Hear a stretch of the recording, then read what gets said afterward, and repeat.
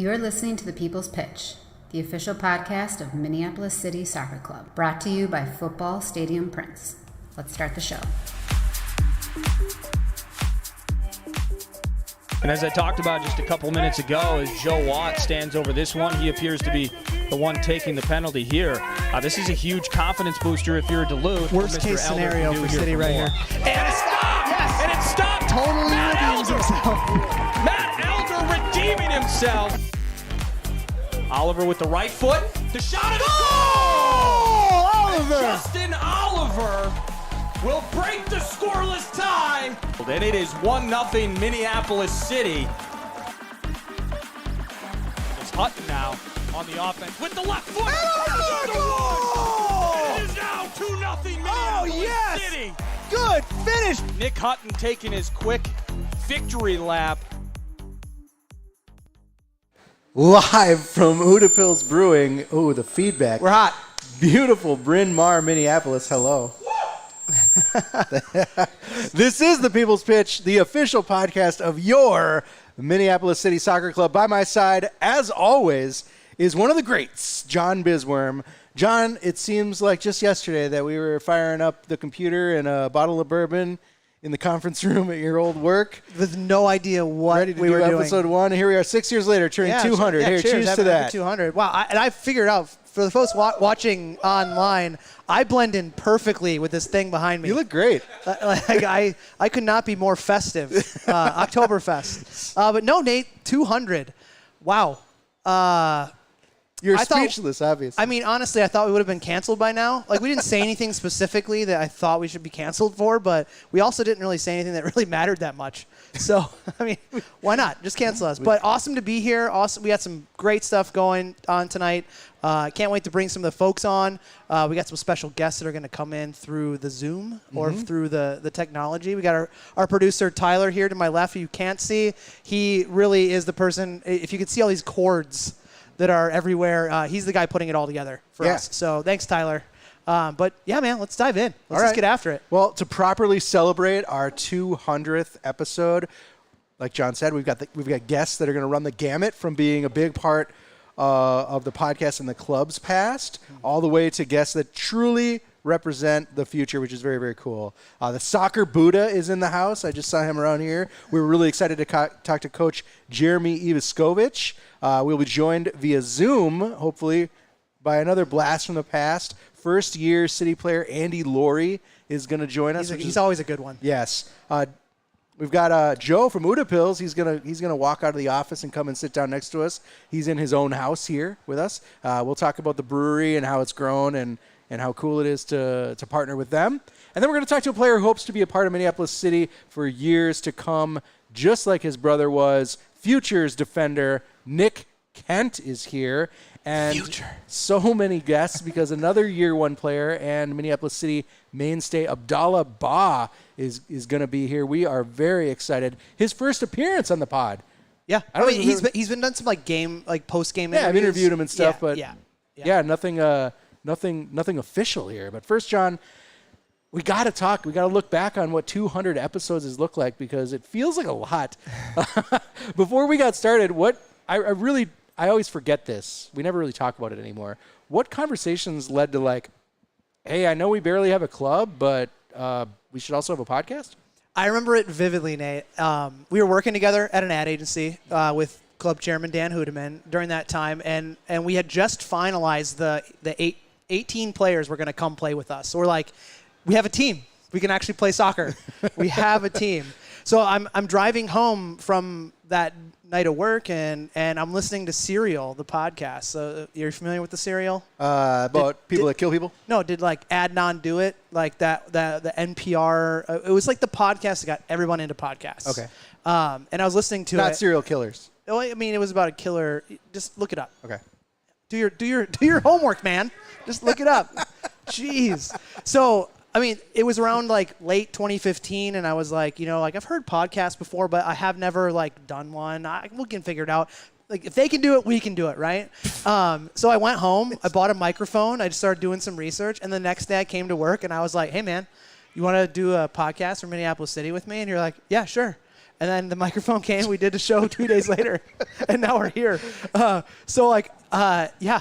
I mean, that's how it all started. And like everything we do was more like we kind of have a passion project. We're like, we're going to figure this out, and we're going to make it work. In the beginning, it was terrible. It was so bad. We didn't know what we were going to do. I still haven't figured out to stop saying and and all the stuff that people hate, but that's just who I am. I'm unapologetic about it. Hey, man, you got to be yourself. You be you, as the kids say. But that's how we started, and now we're here. And I think all of a sudden now we had Jimmy Conrad from the U.S. national team on.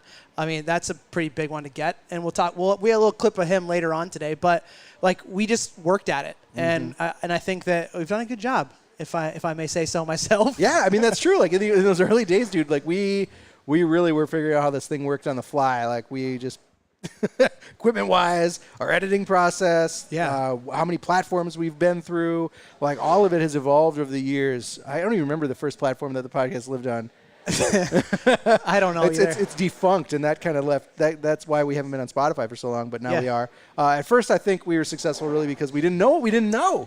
Right. We just kind of dove in. We didn't really care about standards besides like we just had something to talk about, and we had a couple soccer players that wanted to come by, and we had a bottle of whiskey. That's pretty much it. I mean, definitely for sure. And if people could only hear the one lost episode, that I stumbled home. I forgot we were going to record. I went to a neighborhood Christmas party, and bad idea. I was a total mess. We recorded it, and then I was like, buddy, we can't air this. We couldn't air it. We couldn't air it. But along the way, like you said, we've had some awesome people that have come on. We talked about Jimmy Conrad. I interviewed my dad. Which was great. It's something that I think that is like a kind of a legacy project for me because I'll be able to listen to that like forever, right? Mm-hmm. And I think like we developed the chemistry and over time too. But the one thing I think that is what people need to know is that it's actually a lot harder to do this than you think. Like the preparation, it has now become part of your and I's lives once a week or bi-weekly or monthly, depending on the off season. Like we actually this is a thing for us. Like we have to fit it in because you can't just throw a microphone together and then talk about soccer. We tried that and it worked enough, but we want to be professionally amateur podcast hosts. Yeah, I mean, as the team got bigger and as storylines got bigger, like we had to adapt. Yeah. Like we take notes now. Yeah, we take notes now. I wrote these notes, but I'll say it. Like I'm just really lucky to be here and to be your friend, and have been doing this with you for 6 years. And I think that hopefully the next 200 episodes are gonna pan out just as well. I think our what used to be just you and I form like a 2-man operation has really grown into what's going to be the heart of this club's content creation going into the year. I mean that has grown into game day broadcasts. It's grown into what's going to be social videos and potentially a 4-camera game day experience and the streaming, the crazy game day streams that we're going to do. The lower league E-Cup? Yeah, the lower league. Talking about that? There's just so much that we've grown so much over the last 6 years. Yeah. What do you think has been the secret to staying in the game besides just not wanting to quit? I mean, how are we still here? First off, you talking about I'm so glad we're friends. Like, don't make me cry, man. Hey, said I wasn't going to do this, Nate. This is the only emotional moment of the night. But you're right. Like, it was kind of just good luck that you're a cool dude. You wanted to get into soccer more. We were starting this thing out. You wanted to volunteer your time. We were in a shitty garage at the barnyard that our podcast morphed into us being announcers together and doing stuff that made no sense. Mm-hmm. Whenever the ref would call a bad call, we would say that's not a good call, ref. Yeah. Over a loudspeaker at a soccer game, no league standards. Don Garber would not appreciate that. No. But then it moved into you being the game day announcer and me working in the booth with all of a sudden one of the guys from the biggest sports radio broadcast network in the country is on our team. Yeah. Tyler was an intern, and now if we didn't have Tyler, we'd be totally screwed. Yeah. Then we're talking about Tyler's brother and his wife who do camera work. Then we have Finn who we're bringing on who does some awesome social media content. And we're thinking about having a sideline reporter for our games. That never would have happened if we hadn't just taken a chance on starting something. And now we've morphed into all this other stuff. It's going to be great. Yeah. I've watched a lot of Copa games that have had worse production value than we have. Yeah, I can say that the Paramount Plus stuff that has like Mo Adu as like the main guy, like I'm better than that guy. Mm-hmm. This is what I'm saying. It makes me mad. We should put a tape together, and we're going to be the ones calling like the next Copa Sudamerica. Well, do you remember I got the English email from an esports company talking about like, hey, we're going to be doing a FIFA thing? No. Yeah. Hold on to that thought, because I think we've got some surprises, and later on I think there's going to be something that that maybe counters that narrative. Maybe. Yeah. So we've played a lot of games. Part of the show has always been playing games with our guests to kind of fill the time and to loosen them up and to make them feel like this isn't just like a grilling. We've had the lightning round, we've had Ask John Anything, we've had Crow Facts, which was great. There might be one more. I don't really remember. What has been your favorite game? Oh, it got to be Ask John Anything. Of course it is. Yeah. I mean, not just because it was me, but like, dude, how fun was some of those questions? I mean, that created some really, really good content. And I came to the realization that I'm such an open book and unapologetic that a lot of those questions were borderline. I almost folded, but I got real nervous towards the end, Nate, where like some of the questions I was like, I don't know if I can answer this. And I was like, all right, screw it. I'm going to answer it. And I was kind of edge of my seat, but there was a very close second. And if people who listen to the podcast actually get to the end of the show, last season, I wrote the close for you, and then you wrote the close for me. And we didn't know what each other was writing, and there was some really good stuff in there. Like, apparently I have, like, sex mannequins in my house. Well, not only that, but a lot of, like, body pillows. Yeah. Like, just things you like to cuddle. I made fun of the fact that you're overweight a lot. Come on. But now you're getting in shape. You look great. Well, yeah, I got my Roseville 35-plus co-ed soccer league to think about. Yeah, absolutely. Mm-hmm. You do. I mean, you should just be playing with Stegmans. We got the Stegmans guys in the house tonight. You might as well just make a pitch for that. All right, yeah. I'll send a highlight reel. So throughout the night, all night, we're gonna be looking back at a lot of our favorite moments, a lot like the games, but a little bit more on the interview side from the past 200 episodes. We'll even have a few windows, like one I think that's going to be coming up here really quickly. Yeah, real short. We're treated to a few special hellos. A lot of people have sent us messages, past guests, friends of the pod. I think it's going to be a great night, John. I want to really let's fire this thing up. Let's do this. Yeah, well, cheers, man. All right, one more. Let's get after it. Mm-hmm. Oh, wait, hold on. One thing. What? Thank you, Utepils. Oh, yeah. Holy shit. We forgot to thank the people who are hosting us. Good job, guys. Can I say shit on YouTube? I think you can. Maybe we'll find that out later. We'll get banned. Shadow banned. Whatever that means. Kids tell us that. Yeah. But no, thank you so much to Utepils. We'll be thanking our sponsors throughout the night. But without these folks, we'd be doing this in like your shitty basement or my shitty basement. Yeah. So thank you. Cheers. and they make you look great. I thought that was a pretzel, by the way, above their logo, but it's not. I don't even know what I'm... They're just gold rings. Yeah. It'd be better if it was a pretzel. We'll call it a pretzel. All right, well, we're going to take a break here. Like I said, we've got some special messages from some special friends, and then we're going to be back with our first guest shortly.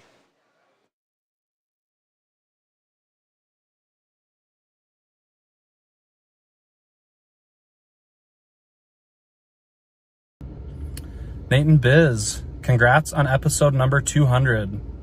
Feels like just yesterday I was tending to a City player after getting hit square in the boys with you guys mere feet away trying to record a podcast episode. Congratulations again. Hope you guys have many more episodes to come, and hopefully you've got some good old granddad rants coming our way as well. Cheers, boys. Hey guys, how you doing? Allie Lipsher here. Just wanted to say congratulations on your 200th show. It's amazing what you guys have put together, not only with Minneapolis City and the club, but you've now managed to talk about it for hundreds of hours and raptured the attention of adoring fans all over the country. So congratulations. Looking forward to more great podcasts. Looking forward to supporting the team in the USL this year. And she's bored with me. And be well. Miss you guys tons and can't wait to get out and support you at the games. Take care. Hey there, Sonny D'Alessandro here. Congratulations, Nate, on surviving 200 podcasts with the only person I've ever known to survive Louisiana River ear disorder. It's a rare feat, the rarest feat, perhaps. So congratulations to you guys both. Here's to 200 more episodes. Keep fighting the good fight. Hey, Nate, Biz, just want to congratulate you guys on 200 awesome episodes with the People's Pitch podcast. There's always this unique noise you hear in every episode, and I thought I would contribute to it. Cheers to you guys on a great 200 episodes. I'll keep listening. You keep providing the great content.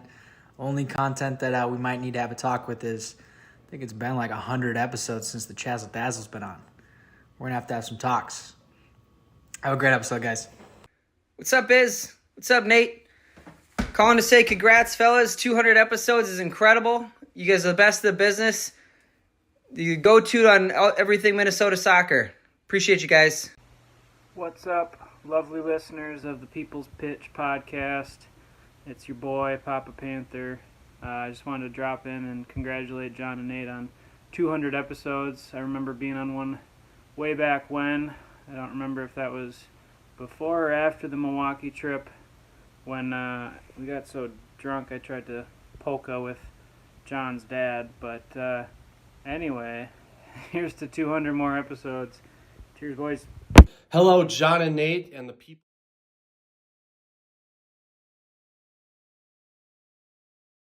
So first and foremost, before we talk about the man sitting in between us, the cream to our Oreo cookie filling right here, is do you remember when he tried to polka with my dad at the beer hall? I think you had gone home at that point. The beer hall was blurry. Yeah, very blurry. I think, actually, Jeremy probably drove my wife and I back to the hotel.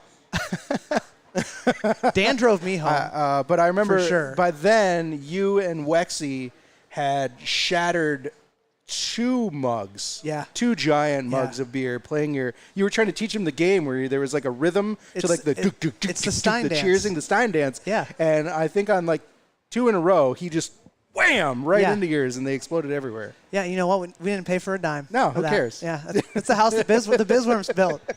Anyways, let's get beyond that. So first up, joining us tonight is Coach Jeremy Iwaskovich. I always say it wrong. Of Bethel University, Jeremy served as our assistant coach in our first year, and has joined the studio in episode 8, way back. Jeremy, it's literally been 192 episodes since you were last on. How you been, man? What do you got your hands dirty in these days? Man, thanks for having me. Appreciate it. Good to see you guys. I was actually the assistant coach for the first 2 years. Oh, really? Yeah. You just weren't around a lot? No. But no, I've been, season supporter from the get-go. Behind the scenes, talking to all the coaches, all y'all. Yeah. Still at Bethel coaching. Finished another master's degree. I tend to collect graduate degrees. Master. Yeah, I have a master. So a lot of family time, a lot of soccer. Trying to embrace Minnesota, fellas. And just one season at a time, making that Bethel program tick, right? You have to embrace Minnesota, though, or it's going to drive you crazy. It's a true story. Oh. I was just excited that I got a good Jeremy hug. It's been so long since I actually hugged another person but my wife, or my kids. It was really nice to just give another guy a hug, and I knew that guy was you. It felt great. So first thing I want to talk about... And your body pillow. Yeah, my body pillow. Mm-hmm. First thing I want to talk about, clearly, early days, right? How did you get hooked up with us? And what were those first steps in the early days like? The first trial we had? What were you and Coach Keith Kicker thinking about to build year one? So my memory is terrible, and I tried to warn John that, man, I hardly remember anything. It's all a blur. The short story is that Keith and I go way back, and I don't honestly remember how we got hooked up, when Keith met you guys and started this ball rolling. But he kind of brought me into it and said, hey, I met these guys. They're kind of cool. They're kind of crazy. They've got this vision. You want in. And I said, well, maybe.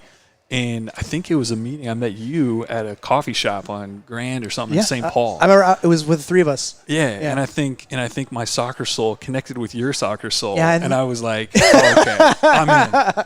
This guy is legit, and I want to be a part of it. So we're talking about kicking people, and you're like, yeah. Well, you were like, oh, anybody can dance and, do little tricks, but can you slide tackle, get up, and ping a 40-yard ball to somebody's foot? And I'm like, yes, you're my guy. Yeah. So, that was kind of the start of it. And then the early days were, It was hodgepodge, man. We were all over the place. We were in some dome, in Donnie's Dome in Orono. We were at Richfield. We were basically on any patch of grass or turf we could find. And pretty funny story about that, though. I was recently talking with Samuel Ruiz Plaza, and he reminded me. He said, one of my favorite practices with City was when we were at Richfield High School, and the field was double booked, and so we had to go train behind the goal. Yeah, on, I remember that. The half arc. Yeah. And he said it was so fun. We just played. I had to step in to fill out numbers. I think you and I both you and did, I both stepped in to play. And then we both realized, maybe this isn't our speed. Real quick. These kids are good. Yeah, these guys are fast and strong. Yeah. It's like Matt Guay is really, really hard to knock the ball off of. I've kicked him so hard. Yeah. He won't move. I know, right? How many times did Andy Laurie just nutmeg me? I don't know, but it's really fun. So. Yeah. How many stepovers did he do? We're going to talk about that when he's on today. I'll tell you that. He loves them. Loves a good step over. So, it was, I don't know if that answers the question, but. No, it totally does. I mean, like you said, it was a hodgepodge. It was building one day at a time. We knew when games were, but we didn't know what was happening in between. Yeah, exactly. Well, I remember in those days, too, guys were coming out. I was just getting it. That was my introduction to the local soccer scene, right, is the kids that would show up, and Samo interview with us, Matt Elder interview with us. I think Duncan Whirling showed up, and it was just there's talent here. You knew Will because you worked with his mom. Yeah, so that was always cool. That was cool, too. Yeah. And just to be like, there are a lot of people locally that are very good at soccer, and it felt like we got them all. Yeah. And the ones we didn't get, we took from Minnesota United reserves for the Open Cup, and now they were with us the next year. Yeah. So excellent work. Yeah, it's super fun recruiting. I would be remiss if I didn't say this. It was fun to meet the three of you. So John, Dan, and Nick were this trifecta. And John and I kind of connected soccer-wise, and Dan cast this big vision, and he was this big picture, and follow me into this cool thing we're gonna do, and then Nick just kind of stared daggers at me, and I felt like he probably hated me, but it's just how Nick rolls, and it took me a minute to get that. But I think the trifecta will always stick in my brain of the brain trust. Yeah, we're all a different piece of the puzzle. Yes. And the reason why Nick was just looking at you is because he's the paperwork guy. He's really good at paperwork. I mean, honestly, and he'll even tell you he's good at paperwork. So he has that intensity because he doesn't speak much, but he does all the stuff behind the scenes that you don't want to do. And all of that prep work meant a really tough first test eventually as we started the PLA season, and our first game was against John's favorite club, the storied house that Biz built. Not Biz, the Biz Worms. I wasn't out there laying brick, all right? Milwaukee Bavarians, right? And we ended up walking away with a 0-0 draw, which was pretty respectable, but it was an absolute slugfest. What were your thoughts now that you saw Minneapolis City in action? What were your thoughts, and were you excited? Were you still nervous? Well, did you have any idea what the rest of the season would have in store? I knew we were onto something. We went down there, traveled, and obviously there's a lot of there's a steep learning curve. What does it mean to travel? What does it mean to kind of get a roster together and go play on the road? And the Bavarians are a well-oiled machine, and I don't know if you guys remember that game, but I remember they had a huge target forward, and it was really simple: up, back, through. Yeah. And everybody knew what they were doing, and we just couldn't really stop them.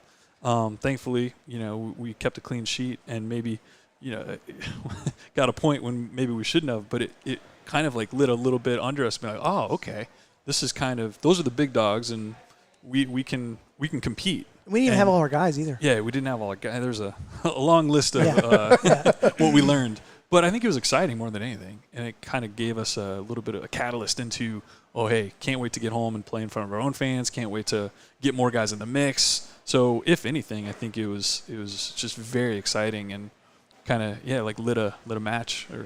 It did spoil us a little bit too, because that was the first game in the PLA, the first away game, the first away experience, and the club has its own beer hall. The club has its own complex. The Milwaukee Bavarians complex is something that you're just not going to see here in Minneapolis with any club. Yes. And when you looked forward, then we've got other storied organizations like the Croatians, right? And we have to worry about them, and of course, if we make it through to the playoffs, we had to worry about the Carpathians, who we ended up running into anyway. Yeah, we showed those guys how to play soccer this last summer. But think about like the Cedar Rapids Rampage, all those pro indoor guys. How good were they? Very. On turf, they made us look stupid. Man bun, he was so good. So I have two quick stories. Sorry. Yeah, that's great. The original Bavarians game. I knew again.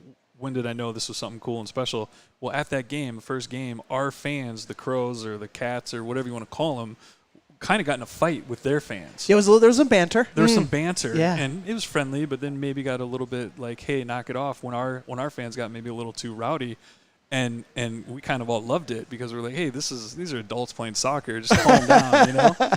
And then the other time was a home game, and you said man bun. Man, I will never forget that story, and I share that with multiple people.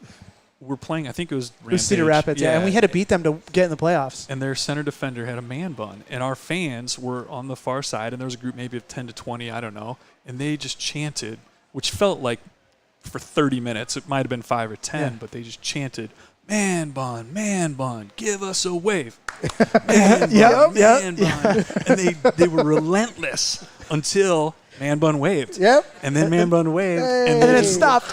And then it stopped after that. It did it. And when that happened, I'm like, these guys are legit, and they're gonna be just fine. So I've since forgotten that guy's name, but I remember he was also a field goal kicker. He was the field goal kicker, and I remember the balls that he could place out of the back line were just probably a little advanced for the PLA, but that was the extent of his skill. Yeah. Oh yeah. Yeah. Well, I mean, besides hair growth. That's true. That's true. So, Jeremy, we talked earlier about where you're trying to kind of build the club.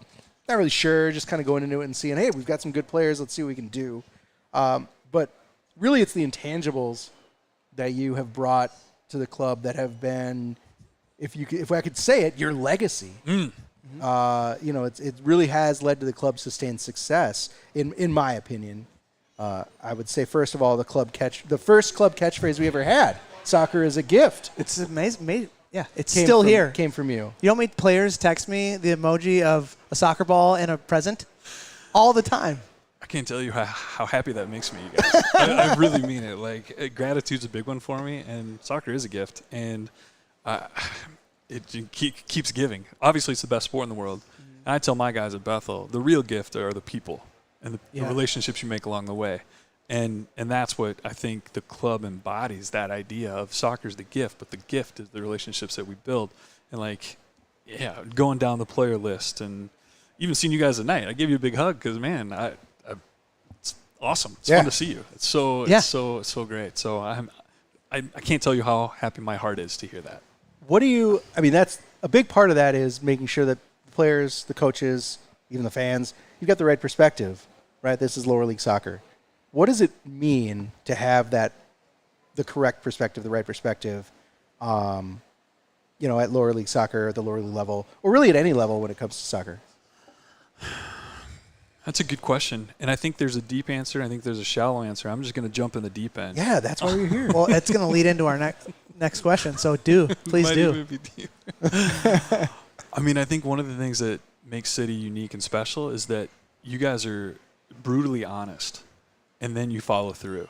And I think that's very, very important in lower league soccer, understanding perspective, saying, listen, we're not trying to be somebody, we're not trying to be Minnesota United. We're not trying to be something we're not. We're just trying to be us.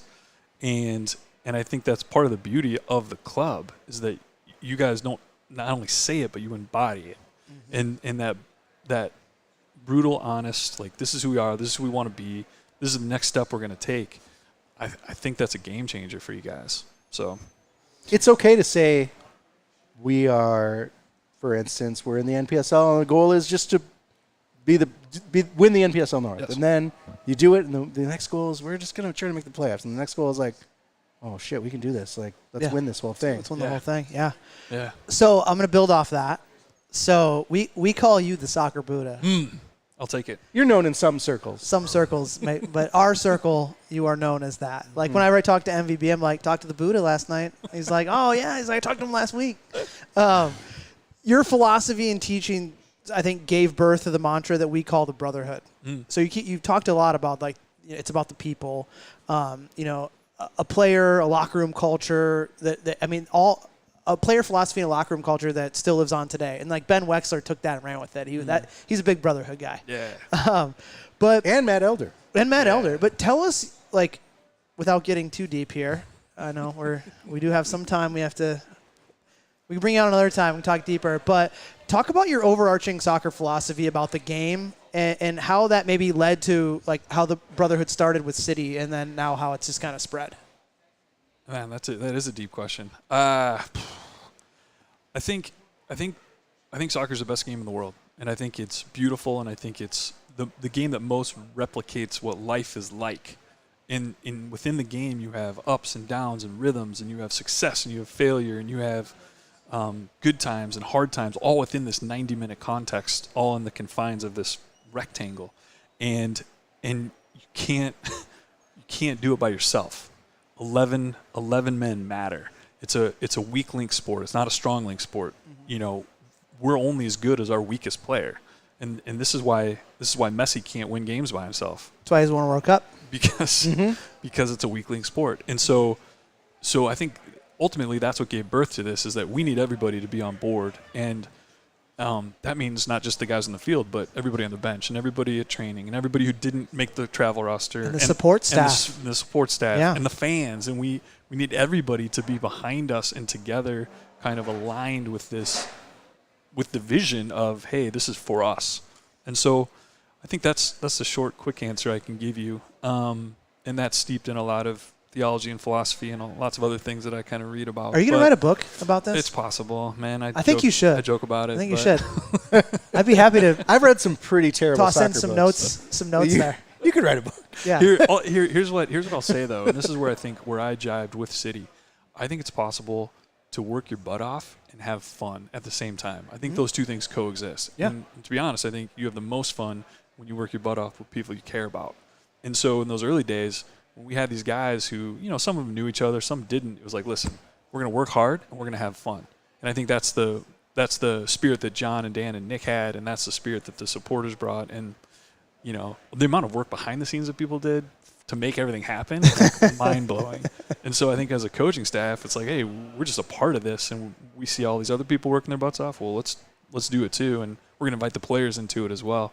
And so, I don't know. What was that like? Like, you had guys that had played together. You had or played against each other. Like everyone kind of knew each other, right? Stiggy, yeah. Like a lot of those younger guys, Will Kidd, right? They all kind of knew each other. They played against each other. And then you had guys like our next guest, Andy Laurie, coming in. You had some veterans, some older dudes that were showing up to just kind of keep playing soccer, and keep doing it at a high level. Yeah. Like what was that like in the early days to see that come together?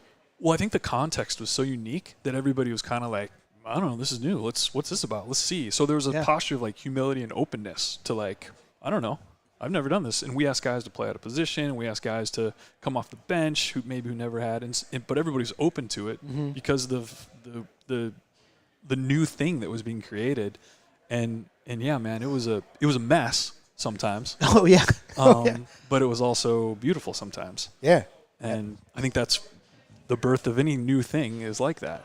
I mean, we're going to cut a question out because we'll go too long. Oh yeah. But I wanted to talk about, like, when you said the mess, the beautiful mess. Yes. Our last game away in Madison was the beautiful mess. What a beautiful mess that was. Where you and I had to coach the team. We can do it. Let's talk about it. We had time. We had 11 players. We have time. 12 if you count the club chairman being our backup goalie, just so we had a sub. You're still mad that he didn't play. For some reason, I was on the bench, like I was going to do anything. Yeah, you just sat there and yelled at the ref. I remember that, yeah. Remember you and I talked before the game, we're like, unless he has to go in, he's not going in. We were not letting Dan play. The other thing about that game is, like, on the way to Madison, you had to pick Sam Forrester up from the airport. The van that was driving, I don't even know who was driving the van. Because you were with Dan, right? It's possible. No, maybe I was driving the van. Maybe I was. You were with me. No, I was with you. So someone drove a van. Who knows who it was? But we picked up Sam Forsgren on the road, like at the airport, and was like gallivanting around at the Euros in Europe, had not played soccer in a month. His brother brought his cleats. We go there. Well, Andy Laurie we're talking to next, he was kind of injured, so he had to kind of just sit and do nothing until like he got enough energy to go do something. And then we went down 1-0, then we tie it, then we go down 2-1, we tie it, then we go score the third goal, and Sam Forsgren did all that himself. Yeah. Like he literally did it all himself. And then I don't think he ever played again. No, that was it. That was it. And we were at Bree Stevens Field where Forward Madison plays now, and that's when it was grass, remember? Yeah, it was huge. I just remember it was being beautiful. Huge, and it was hot, and it was grass. So hot. They had a beer vendor in the stadium, which was like for the PLA, second only to the Bavarians, right? Yeah, Where because there's a you're beer probably hall. the first and last person to ever drink beer on the bench for Minneapolis City at that game. I'll take it. I love it. But yeah, dude, talk about the beautiful pieces, but the beautiful mess. That was a beautiful mess. Yeah, I think this is a perfect example of what it was like the first couple of years. It was, again, you take one step, and you take the next step, and then you take the next step. I mean, that game, I remember very little of the actual game. I do remember saying something to the effect of, guys, soccer's really weird, and you just got to play 90 minutes and see what happens. Yeah, and that was at halftime.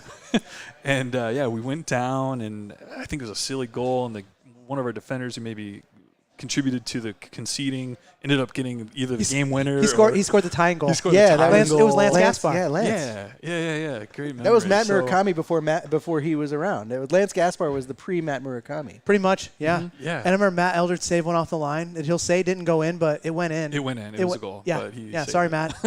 But yeah. So I mean, I think ultimately that's a perfect example of the club was bold and courageous and just fought for hey, we're just going to battle for 90 minutes and see what happens. And that was on the field, but I think off the field as well. It's like, hey, we're going to be bold and courageous, and we're just going to fight for as long as we can. Yeah. So that's what it's all about, man. And now here we are. We're entering year 6. Unbelievable. And I think we've also written your book title, Soccer is Bold and Courageous. Bold and courageous. Comma, soccer is a gift. Is a gift, guys. Oh, here we go. Ghostwriting. I do think it's amazing to have seen how far you guys have come. And it really is unique, special, beautiful. It's really fun more than anything. And everything from the futures to all the teams you guys are juggling right now. There's so many balls in the air. So many balls, but man, I'm hyped that you guys are doing it. Yeah, I mean, we are even more than the early days now. It feels like Minneapolis City is home to some of the best players in the state, if not all of the best players in the state, right? And not only that, but for the up-and-coming kids, we're helping to serve as a pipeline to, from high school up to the college level to kind of identify that young talent, developing them, getting them ready. You are the ultimate coaching insider. What, at the youth level and the college level, what's the word on the street, man, around Minneapolis City? That's something I'm always curious about in coaching circles. Without blowing any secrets, what do you hear from your peers and your colleagues around the club? Valuable?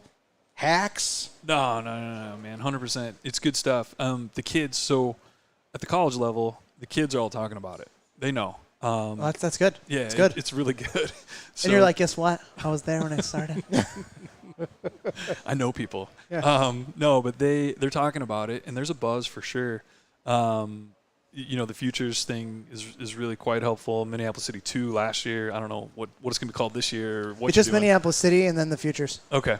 So, but the system that you guys have set up is legit, and people are talking about it, and it's fun, man. Again, people know, and the more. I think we've talked about this before too, but players talk. Mm-hmm. So players talk to other players, and that's the best advertising you're ever going to get is word of mouth from the guys who are in it. Mm-hmm. And as a recruiter, at the college level, that's what I would say about that. It's like if your players who are participating in the program are an advocate and telling their friends, you're in a good place. Well, perfect. Well, Jeremy, we could talk to you all day, but I feel like the nerves finally they dusted off a little bit there. Yeah, you were so worried. So we'll bring you on to the audio version, and we'll do it virtually, so you can just be in the confines of your friendly home. But we'll bring you on in a little bit, and we'll expand this. We'll talk a little more dive a little bit deeper into philosophy stuff. Talk less about the early days, and talk more about how the game's progressing. Perfect. Love it. All right, man. Well, awesome. Thank you so much. Thanks Everyone for here, having me. give a hand for Thanks Mr. Jeremy Iwaskovich from Bethel University. We're going to take a quick break. We're going to see some more stupid videos people sent us, and then we're gonna talk to our buddy out, I believe out east or out west, in Mr. Andy Laurie. So stay with us. 100th episode. It's been a long journey for you guys. It's realistically the only podcast you should be listening to, has the best content, and the most important thing of all, you're hoofing a lot of people, baby. So just once again, I did some math on my little notepad here. With about 200 episodes and 300 people per episode listening, that's about 60,000 times that a person and our listeners have been hoofed. That's a fantastic number. That's probably your greatest achievement and your best feat. So with that, I want to leave you this. Here's your prize. This is a made painting for me on canvas. I did it myself. It's only about 75% complete, but you can have it. Take care, guys. Congratulations. Hey, what's up? The People's Pitch Podcast. Luke Hawkinson here. Just wanted to reach out and say congrats to Nate and John on the 200th episode. Huge milestone for you guys. Congrats. Keep it going. More content to come. We love you guys. Keep it up. I know I saw Kevin Hoof's video, and he wished you guys more hoofing to come. I will say that I have been hoofed more than 60,000 times. So you guys got plenty of catching up to do with me and my shins, because I've been hoofed plenty. So good luck, keep it going, and congrats again. Hey fellas, congrats Nate, congrats Biz, 200 episodes. That's an amazing achievement for the pod and the club. Very happy for both of you. Thanks for putting out the content for not only the fans, but us former players and current players, because gives us another outlet to talk about soccer, the club, and just our overall passion. So I absolutely love it. I do have one comment that I have to say is I hope that you guys have some time coming up in the next couple episodes, because I'd love to come back on. Not only do I love saving shots as Big Game James, but you guys give me an outlet for another hidden talent of mine, talking. So congrats to you both. Hope to talk soon, and go Crows. Biz and Nate, congratulations on 200 episodes. I'm not sure what's more impressive, the fact that you guys can count that high, or they've given you a platform to speak 200 times. In all seriousness, though, congrats, and here's to the next 200. Cheers. What's up, everybody? Ian Smith here, coming at you from Oslo, Norway. Just wanted to stop in real quick, give a huge congratulations to John and Nate for 200 episodes of The People's Pitch. It's amazing. Seems like The People's Pitch is just like everything else about Minneapolis City. It just keeps getting better and better every single year. I've really enjoyed the first 200. Hopefully, here's to the next 200 great episodes as well. Even though I'm not a part of the squad anymore, I'm still grateful to have been a small part of a bigger history of something so wonderful like Minneapolis City. So sending you guys a bunch of love. I'll always be a fan from here, and peace out. What's up, guys? Just wanted to congratulate you on the 200th podcast. That's a big achievement. Can't believe people are still listening, but you know, you guys are doing something right, so definitely keep it up. With all jokes aside, it's an incredible milestone. You know, the content, the banter, everything that gets talked about is absolutely gold. So wish you guys the best of luck. Keep going, keep pushing, and don't be shy and come visit down here in sunny Florida. What's up, Biz and Co? This is Mark Height here. Played for the Crows for 2 years. Biz wanted me to share a little funny story I had. So the first thing I thought of was the first time I got to play against Duluth. Hadn't really worked my way into the team, sheet as frequently as I wanted to just yet, but Adam needed someone to go and play center mid. I don't really play center mid. 5 minutes left on the clock. We're up by a goal at this point. So I run in. I asked Steve, Ian Smith, what should I do, man? Like, who should I pick up? He's like, just fucking run around. I don't care. And, so that's what I did for the last 5 minutes or so. We ended up picking up 3 points. So good times. Congrats on episode 2.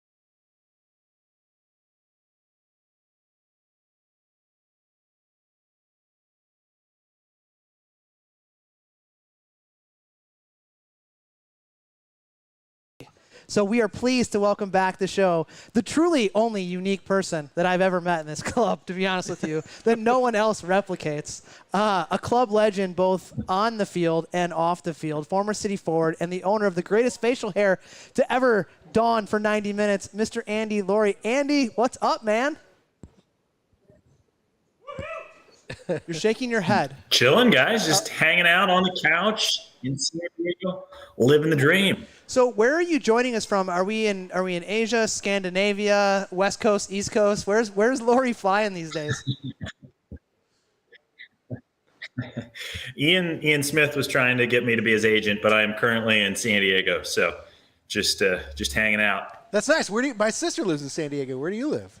San Diego. Yeah, I just told you. Pretty close to your sister. She's definitely within 30 minutes. That's perfect. Last time, I know. I'm in. Andy, last time we spoke, you were about to have a child, and so like me, we're both relatively new dads. You were also working in sports recruitment. What have you been up to since then, and what are you getting your hands into these days? Same gig. We're on to number 2.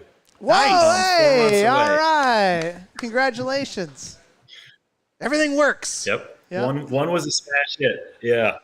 So he has 99% head size for a 1.5-year-old. So obviously, takes after his dad. So Look at that thing. cool. That's a 10-gallon head right there, folks.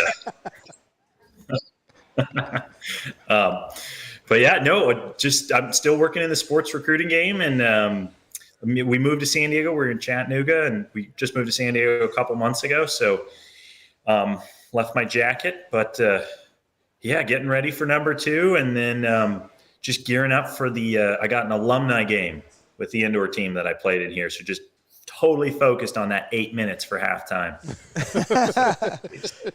You just go in and just injure someone, just something real gruesome. Totally. So Andy, I'm not gonna beat around the bush here. So seeing the stuff that the boys are wearing and the boys are doing these days on city headquarters, proper playing surfaces, gear. How jealous are you? That it isn't a T-shirt that quickly turns into 40 pounds when sweat hits it. That is what you wore when you played for us.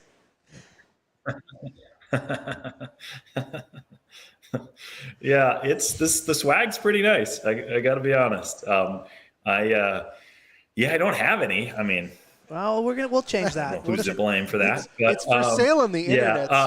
But yeah, no, everybody's looking fresh, which is impressive.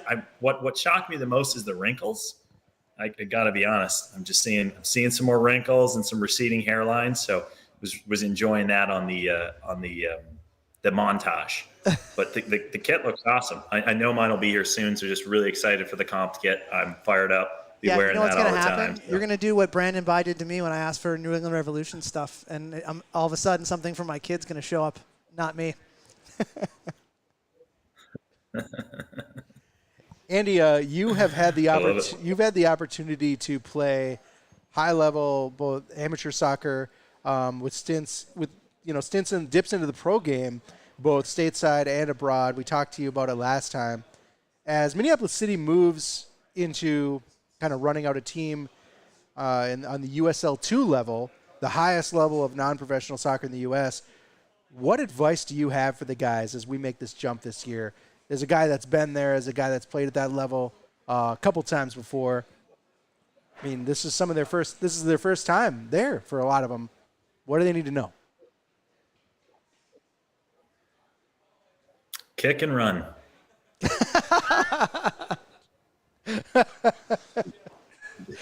just kidding. Yeah. That's no, you don't want to do that. There's a lot you could say. There's like 57 cliches that come to mind, but I think the biggest thing is just, and it sounds stupid, but enjoy it. And you're probably better than you think you are. And you're better than you think you are. Andy, That's my biggest advice. We know we only have a few minutes. I love that. We only have a few minutes with you, Andy, before your night shift at UPS, the UPS store starts. So I really want to dive in to exactly. the nitty gritty. Away trip banter is some of the best highlights the players have talked about. I spoke with Ian Smith, and he told me that there was never a dull moment in the first year traveling with you in particular. But he told me that I have to ask you this. He told me, he said, and I found this out, after I listened back to the last episode we had you on, that you're a dollar figure guy. And he said that ask Andy about the time in the van where he asked us and gave his own answer of how much you would need to be paid to stop playing soccer for a full year. Do you remember that? I do remember that. Yep. Yeah. Yeah. I got you nonplussed on those questions, but yeah, I remember that. It's always interesting just how much, people were throwing around. I think I was hearing 200. I think I was hearing 200K. I can't remember. That's what it would take for some of the guys, but it wouldn't be bought cheap. No one was throwing a low figure out. So what was your answer? I can't. Oh, so you're asking me? Yeah. What was? I mean, I'm sure it's probably the same. Now? I mean, I think no. Back then, what was your answer? Right now, as you're driving in a shitty van. 5 million. A shitty van at that time. I probably would have done it for $100,000. I was getting a little bit older, so yeah. The bank account wasn't looking too fluffy at that point. And in fairness, like the wages were pretty good, but they weren't absolutely incredible. The money was pretty good then with City, but it wasn't quite as good as it is now. So, $100,000. $100,000 for you to good. stop playing for a year. So for a year, yeah, I would have done that for a year. So we don't want to dive into too much, but because we want to entice people to go back to the episode we had you on last, because that's where really all the gold happened, right, Nate? It was such good stuff. So we're kind of dancing around things a little bit. I mean, I could ask you about all the old days stuff, and we could ask you a whole bunch of stuff. But I think while we have you here for a few more minutes, what was your reaction the first day you got on that barnyard pitch, and how awesomely awful was it in year one? I mean, watching you guys play on it, it was like, man, you guys are a possession-focused set of guys, and this is not it. It's not going to work. Not the meatheads hitting the ball up the field for sure. I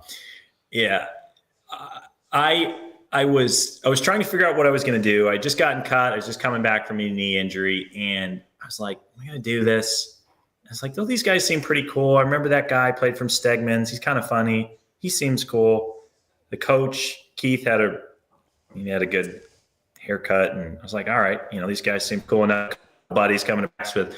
But then, so everything was good, and then that was the biggest moment of like what what are we doing? I was like, I can't believe I got myself into this. This is worse than, not only is this worse than high school, this is probably worse than grade school. It was pretty bad. And I was like, you know what? Screw it. I said I was going to do it. Let's do this. It sucks. And then the best part was it rained that first game too. So not only was it like the worst sport ever, but it was soaking wet. It was like a pond, and the grass wasn't cut, and then the field's like 38 yards wide. And I was just like, well, let's do it. I don't know. That was, yeah. And I was the oldest guy on the team. So I was like, if I whine about this, then everybody's going to whine about it. So what? So mature of you. So mature of you. We asked Jeremy this a little bit. I want to get your take on it. As the oldest guy on the team, what was your take? Like, what were you telling some of these kids that were still in high school, like Goose or Will Kidd just finished up high school? I think Stiggy was wrapping high school, right? You had a lot of guys that were coming. They were like 17, 18 years old on this team, alongside of some guys that were trying to make it in college.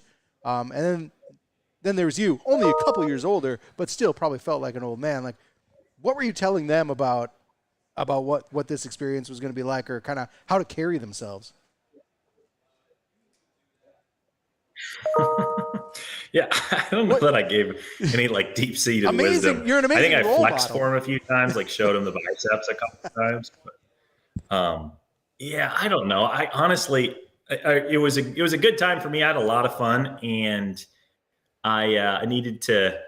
It was really a time to like enjoy soccer and fall in love with it again. It sounds kind of cliche. So I mean, I was wearing the basketball shorts and the polos, and so I don't know that I always set a great example. But I think my example was, enjoy it and yeah, appreciate your time out there and together. I don't know that I gave him any advice other than if you want to play at the next level, you probably could if you try really, really hard. You've seen Major League, the movie, right, Andy? Yes. Is that the Charlie Sheen, or is that the no? That's the other dude from Tin Cup. It's the Charlie Sheen movie. Oh, that's Charlie Sheen. Okay, I have not seen that. I've seen the Tin Cup dude. Okay. No, that's Bull Durham. So there's a line in that movie where one of the players sees a guy and he's got his sleeves cut off and he's got a crazy hairstyle and he's like, who the fuck is this guy? That's the first thing I thought when I saw you wearing basketball shorts and a polo shirt. He's the Charlie Sheen of Minneapolis City. You're Charlie Sheen of Minneapolis City. Go watch the movie. Yeah, watch this weekend. Well, Andy, we don't want to take up more of your time. We know you got a small window tonight, but it's a pleasure speaking with you as always. We wish you most success in your off-the-pitch efforts here and in that alumni game. But I feel like you're going to have that little one doing way too many step-overs than is necessary here in the not-too-distant future. Got to max it out. Yeah, you got to just really max out the step-overs. That's the big, all about the look. No, thanks for having me on, guys. A pleasure. Congrats on 200 episodes. In case I would have forgotten it was 200 episodes, I heard it 9 times before I got on the call. So congrats on 200 episodes. That is really impressive. And thanks for having me on, and super exciting to be in USL. That's big time. All right. Awesome, man. We'll take it easy. Tell the missus good luck. And don't be a stranger, man. Let's stay connected here. Will do, guys. Sounds good. All right. Andy. Thanks, Andy. We're going to take a quick break, and then we're going to talk about the future. The future of Minneapolis City. Everyone who listens in, it's been a blast to see you guys grow so much over the last several years, and you've been a part of it all the way when we go back to the barnyard, the knee-high grass with Ian Smith, Matthew Way, all the fun times that we had there traveling, and being a part of this podcast all the way through has been amazing, and this team is going to continue to grow and do great things in the next year. I'm excited to watch all the way from Arizona. Congratulations again, guys. Peace. Hey guys, congrats on 200 episodes. In honor of your achievement, I decided to take a trip somewhere a little warmer in Minneapolis. But 200 episodes, awesome milestone. Looking forward to the next 200. Hey everyone, Brandon Ba here. Just want to say congratulations on the 200th podcast. I remember my time on, a lot of laughs, a lot of fun. Cheers, and here's to 200 more. Hey, what's up, you guys? Hey, congrats on the big 200 to the most popular and also the most controversial broadcast duo in the history of the lower league E-Cup. It feels like just yesterday I was waking up to 6-paragraph emails about you guys being a disgrace to competitive FIFA. That's a title I think I'm okay with you guys having, and I know you guys feel the same way. So keep being weird, keep being funky, and can't wait to keep following along. Congrats again. Hey guys, Patrick Hodgins here from Milwaukee Bavarians. Just wanted to say a big congratulations to Minneapolis City, Biz, and Nate for their 200th episode. I'm shocked you guys have not been canceled yet. But no, for real, congratulations on everything that you guys done. You've done so much for amateur soccer. And just remember, John, we're undefeated against the Crows since 2016. Hey guys, Jonathan Wardlaw with the Little Rock Rangers. Just want to congratulate you on the 200th podcast episode and wish you well. We hope for 200 more.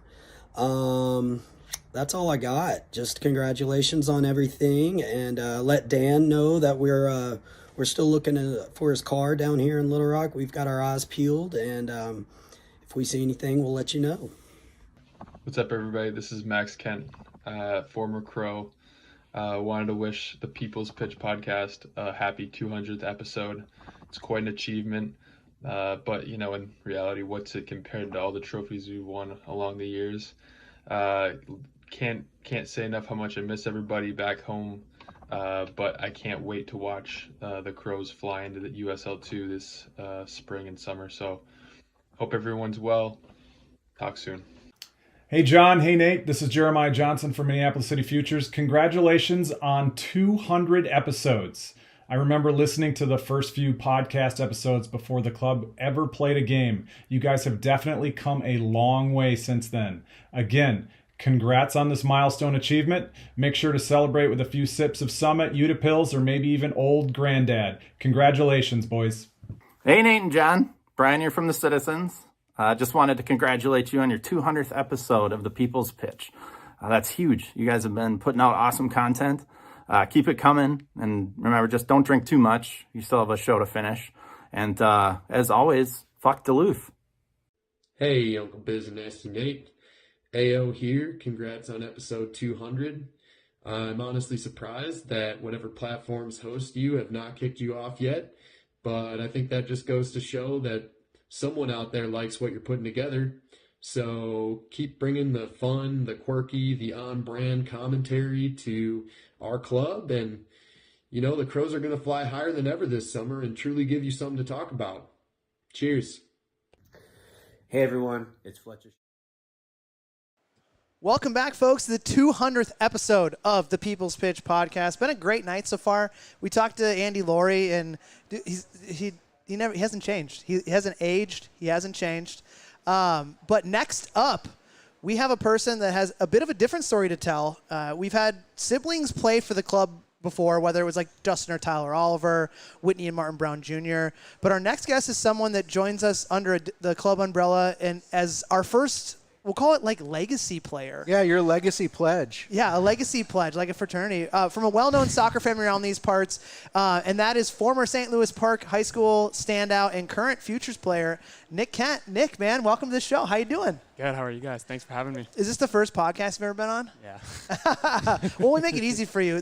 You can make any mistakes you want because it doesn't really matter. Exactly.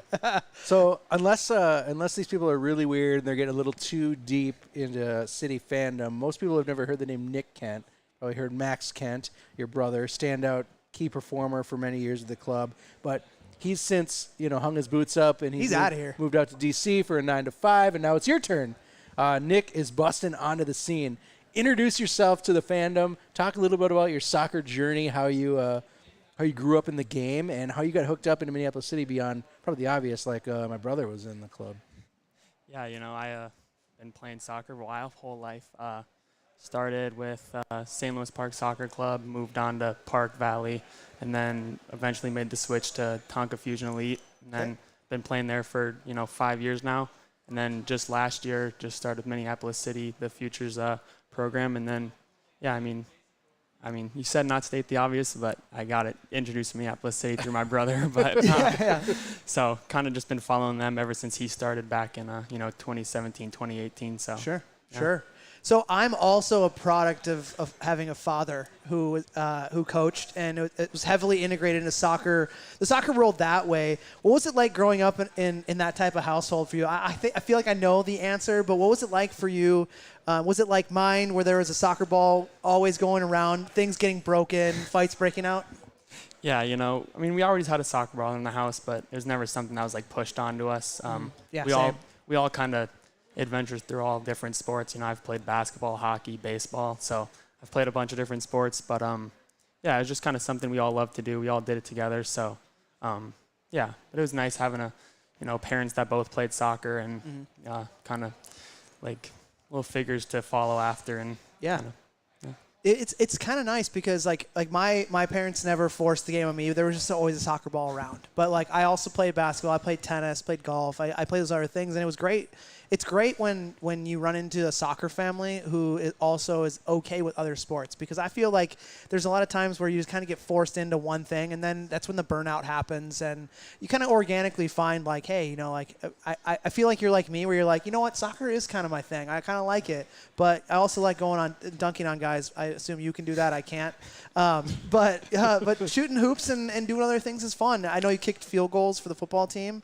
Did you ever think about taking that to the next level? I started that this year, so it was kind of last minute. We just kind of got asked by the football coach, so we adventured with that a little bit. But I've always wanted to play soccer at the next level. So it crossed my mind occasionally to maybe try to go on and pursue football, but I've always kind of wanted to just keep Well, going with you're in soccer. a good spot that we'll talk a little bit more about to help you get that exposure and that environment to move you to the next level. Yeah, we won't talk about your brother too much more after this, but I'd have to guess you're introduced to Minneapolis City, like you said, by watching him play for the Crows. But I don't know, what was it like for you a few years back, being like, I guess my brother's playing for this minor league soccer team. I'll go and watch a couple matches and check it out, and seeing the environment, seeing people actually cheering for him. Knowing his name? Yeah, like some people that knew his name. Like, what was that like to come and watch and play in between your own soccer stuff? And what did you take back to your club, to Tonka Fusion, and talk to them about? Like, you guys, there's this thing across town that we could do one day. Yeah, no. I mean, the first time I went to watch him, I didn't really know what to expect. I was like, yeah, I guess it's minor league soccer. What can it be like? But I got there, and the level was super high, and it's not nothing like I expected. But yeah, and then this year especially, is when I kind of started to notice like the crowds getting really big, and the games were wild. So I kind of just brought that back and told people like, this is something you all got to check out. The environment's always super positive, super fun. Food truck, stuff like that. So super fun environment. So go ahead. I was going to say how exciting to think like, oh man, one day I could be here. Even though it's just like playing at Augsburg in front of a bunch of weirdos. Lovable weirdos. Yeah. No, yeah, it's super exciting, yeah. I mean, you think about it, like all the families that come out, people that are raising their kids to like watch Minneapolis City is something that's kind of intense, but it's got to be fun to gear up for. Yeah, no, for sure. And I think something that's super special, it's not even the people who come and watch, I don't think are people. Obviously, everyone support Minneapolis City, but everyone that goes there just really loves soccer and just wants to be a part of that community. And, which is Well, super you fun. played in the Futures final, right? Last year, like there was like people came out to watch the Futures final of 7-a-side play. Yeah. Like, they don't care what it is underneath the banner. They just come watch it. No, for sure, yeah. No, it was super fun to have the final at Augsburg last year because the whole season it was at Champions Hall with just the coaches watching. So to have it at Augsburg and have a couple fans there was super fun. So we clearly know you're a member of the Futures program. You're part of the first ever class, so now you're in your sophomore season of the Futures program. I mean, you've been involved in high level club soccer before. But I'm interested in your perception about what the program is like for a younger player. I mean, I have my thoughts on it, but what has it done for you, or what's your perception on it? What has it done for you as a player to like grow, and what has it been like to move forward as you you were called into the senior training this week? Like, what's it been like for that progression for you from starting? No, yeah, for sure. I mean, last year I came into the tryout not really knowing what to expect. I was like. I came with a friend. I came with a buddy from St. Louis Park. We were both, some of the younger guys there, so we were a little nervous, but we got there and, the level was super high, super competitive. Everyone was kind of pushing to get a spot into whatever the 40 guys. I remember some of those got pretty heated. No, yeah. And I think the nice thing about, the environment at the Futures program is that just super competitive. Everyone's trying to, win the, even if it's just a rondo, everyone's trying to win a rondo, win a 5v5 or something like that, and it's just a really competitive environment where everyone's just trying to kind of push each other to get better. Sure. Do you feel like it's different than like an ODP environment? Yeah, I would say a little bit. I feel like the ODP environment that I was a part of, I think once or twice, is just a lot about impressing the coaches, or making the team. Mm-hmm. And I think this environment's a little different just because you're kind of trying to just show what you can do, just even to the other players, I think, and there's more of like a family community or family feel to it. It's not just like everyone for themselves. Yeah. You're playing with guys that you get to know throughout the course of the, 5 months that the Futures goes for. So it's a little different. And I'm letting the cat out of the bag. I'm your mentor coach. We'll talk a little about that in a second. But like I agree with you. I think it's more of like I can see it even like after our win last week, where it's like everyone's super excited, and our goalkeeper saves 2 penalties. Like everyone goes in and like is giving him the love because we won, but like he won the game for us. Yeah, for sure. Yeah. So supportive. So lots of good soccer coming out of St. Louis Park. Turns out not all of those players are ending up in Minneapolis City, which is interesting. Not everyone going to our club. Are you excited to step out onto your home high school field one day and represent Minneapolis City? Yeah, I definitely hope to be back there one day. It's a stadium that always has a good, vibe to it and always gets good fans to it. So I'd be happy to go back there and play a game. I think you'll do okay. Yeah, I think it'll be all right. As we move forward, opening up opportunities to integrate futures with the senior team. Like I mentioned, you were there just a few days ago. What was that like for you? And what did you learn from it to kind of see where the level's at, where you need to maybe plus up some things? You felt comfortable in other areas. Like overall, how did you like it? Oh, yeah. I mean, even like when I got to the futures program last year, it was already like one of the highest levels I've played at. And then I got to the senior team training on, I think, Tuesday. And then it's just a whole nother level there. Like a lot faster, a lot stronger. Yeah. Oh, yeah. I mean, everyone there is just, super quality players and always just super competitive and always going their hardest, which is a super fun environment to be a part of. And yeah, it was fun. Well, how'd you feel you did? I thought I did all right. I mean, there was times where, I lost the ball, but yeah, I thought for the first time I did all right. Yeah, it was tough. If it makes you feel better, I think you did all right. Shit. Is there, Nick, is there anything, I don't want to embarrass you, but I might embarrass you. You got notes in front of you. I want to make sure there's nothing in your notes that we haven't talked about. Hey, hold on. Jeremy had notes too. Yeah, so he did. Don't embarrass Nick. I'm not sure. That's what I'm saying. It shouldn't be embarrassing. Like, you want to know. You got to make sure you have some talking points. Right. Anything that we haven't brought up that you were like, oh man, I wish they'd asked me. I was expecting to talk about this.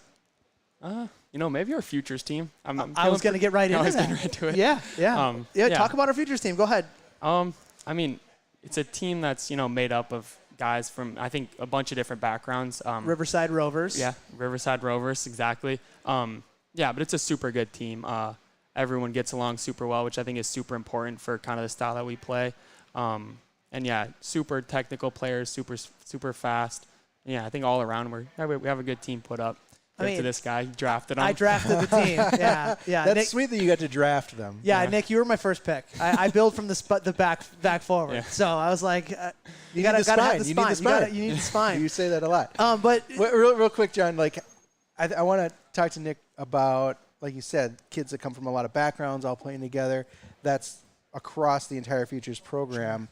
How valuable is it to you, and to you think other players to be exposed to different play styles in that kind of environment and have to adjust to it? Yeah. Oh yeah. I think it's super valuable to be exposed to different play styles because when you join a new team, you never know what their play style is going to be like. So I mean, the more play styles you're exposed to, I think the better off you're going to be.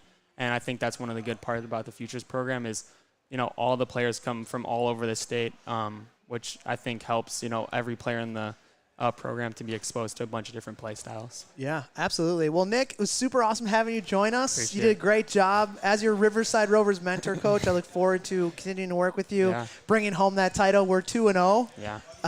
Sweet. Yeah. Gotta keep going. Gotta keep going. We took down the only other undefeated team last week, so there's that. Mm-hmm. But we are very excited to have you in our club and to carry the Kent name forward and to make it your own now that Max is gone. So thanks so much for being with us, man. Yeah, thanks for having me on. Hopefully we ease the tension that started from the beginning. It's not that hard, right? No. You just talk about soccer. Exactly. All right, we're going to take a quick break, folks, and then we'll be back with a little bit different spin. We're going to bring someone on from the brewery. Are we going to take a break, John? Or are we going to... One thing I want to talk about is we have been... Oh, wait, we don't have to take a break. We've been teasing this out. We don't have to take a break. That we're going to be looking back. Let's say a proper goodbye to Nick. Yeah. Thank you, Nick. Yeah. Thanks for having me on. Thanks, Nick. Appreciate it. Everyone, give a hand for Nick. So we're not going to take a break? No, because one of the things we wanted to do was look back on some of the moments from our podcast past and revisit them a little bit. We've had 200 episodes. That has led to a lot of really cool interviews. Mm-hmm. and some great conversations with people, and I think we've got a few of those available, and I want to talk about one in particular. We've got a few on tap, but I want to talk about this one first. Sure. So let's play from, I think it's episode 145. With who? Jimmy Conrad, for some reason, he decided that he wanted to appear on our podcast, and it was kind of mind blowing. Yeah. And so let's play a little clip from that and talk about why we thought that was so great. We're going to be mic'd in during this whole thing, so we can talk over. Yeah. Talk over the World Cup player. I love it. I'm sad the USL League 2 season just got canceled. I understand why, of course, but I was really looking forward to, really helping these guys grow. This is right at the start and then of also COVID. trying to get results at the same time, which is where we're at, right? This used to be called the PDL, the Premier Development League. That's right. And that's what we try San to Francisco emphasize. We're Glens. here to develop you. We're here to give you the tools and the insight necessary to continue to scale. We win some games along the way, great, but and we'd like to think we were going to, but we still are really trying to focus on the individual and then how they fit into the collective and how to get them to be adaptable, right? I think that's the big thing. Can you play not necessarily multiple positions, but can you understand different tactics? Can you understand different formations? Yeah. And I think there's a big gap there where some guys have a really hard time. I actually don't want to name the school, but there's a really top school of a couple players that came to play for us last year who are such system guys that when I asked them to play a different formation than what they're used to, That was UCLA. they couldn't do it. I mean, I just couldn't believe that players of this caliber who have done well at the Division I level, I asked them to move a little bit different than what they're used to, and they're just really uncomfortable. It was really fascinating to me. And that's a product. I mean, that happens all the way down to the academy system too, right? You get these academies that like the coach is the guy and he's got his system and the kids only know how to play that system. And so when they go on to the next level, all they know how to do is play possession soccer or something like that. It is. But that was a really cool piece of the conversation when we were talking to, because we didn't know we were going to be in the USL too, and now he's in the we're in the same league as him. And really, we were just asking him, like, what is the benefit that he has found in lower league soccer as a guy that's played at the highest level in the United States. Yeah. And I think that's funny because Nick said the same thing. Like, imagine the opportunity to be exposed to different play styles, to know that you are not always going to be this center back in this system that's going to play the ball in this exact way. Yeah. For one coach or for one guy. So I think it's super valuable. And I thought that, God, talking to Jimmy, we could play 5 clips from that episode. Go listen to it. Yeah, 145. Episode 145. Really, really good. I will say there was a little weird audio thing where like we kept stepping on each other. Yeah, that was back in the days when our platform wasn't the greatest. But hey, it was all free. But yeah, we have a couple more clips. We'll play them.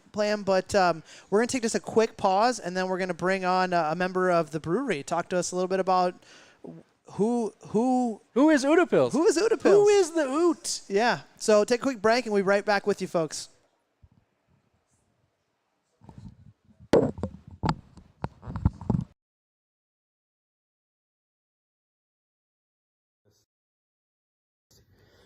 Probably heard me on the People's Pitch. Just to let you know how much I care about the people doing the show, because I never want to put my face ever for anything. But John asked, and I like John and I like the show. Obviously, I've been on the show. So congrats on 200, hopefully 200 more, which means you'll see me on the show at least 2 more times. So congrats. Oh, hey guys, didn't see you there. Hey, I just wanted to wish the People's Pitch, John and Nate, congratulations on 200 episodes. Can't wait for another 200. I'd also like to question Cook's math, but we can do that at another time. Hey, congratulations, guys. Can't wait to go on every episode with you. City for life, brotherhood. Nate and Biz, congrats on episode number 200. Feels like just yesterday I was tending to a City player after getting hit square in the boys with you guys mere feet away trying to record a podcast episode. Congratulations again. Hope you guys have many more episodes to come, and hopefully you've got some good old granddad rants coming our way as well. Cheers, boys. Hey guys, how you doing? Allie Lipsher here. Just wanted to say congratulations on your 200th show. It's amazing what you guys have put together, not only with Minneapolis City and the club, but you've now managed to talk about it for hundreds of hours and raptured the attention of adoring fans all over the country. So congratulations. Looking forward to more great podcasts. Looking forward to supporting the team in the USL this year. And she's bored with me. And be well. Miss you guys tons and can't wait to get out and support you at the games. Take care.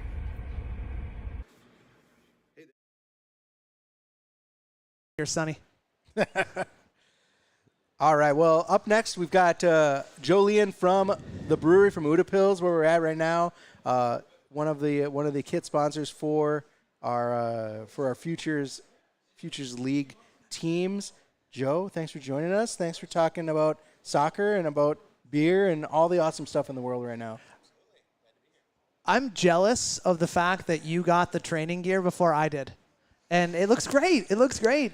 How does it feel? It feels really nice. I really enjoy it. So had to bring it here for this. Moisture wicking, so Absolutely. you don't have to worry about the sweat.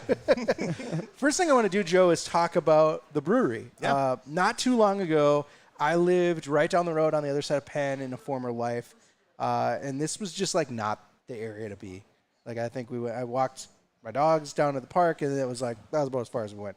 But the neighborhood has changed so much. Like this isn't just a complex that has a bunch of rocks thrown through windows anymore. This is a new up and coming spot in Minneapolis. Ever since the last 10 years, what have we added? Ooda Pils. We've added Ladonia. There's so much more coming in. So much in the last decade that is bringing life to this area. How did Ooda Pils find itself here? Like, what's the brewery's story, and why pick this location beyond the wonderful creek? Holy shit. Well, I know one of the original things that were intriguing about this location was what it used to be. So years ago, this was the Glenwood Inglewood water facility. Okay. So they would produce there. There's natural wells here that were enticing to the brewers to see if they were able to so use water something quality. like that. Water quality, Yeah. yeah. Okay. So having some of those natural features here was kind of they're not the first ones that had looked at this property for the purposes of brewing. So Okay. It was kind of one of those spots in the cities that it's kind of a dot on the map of where people would want to look if they were going to be doing this. So why didn't someone else snap it up? Was there? I don't know.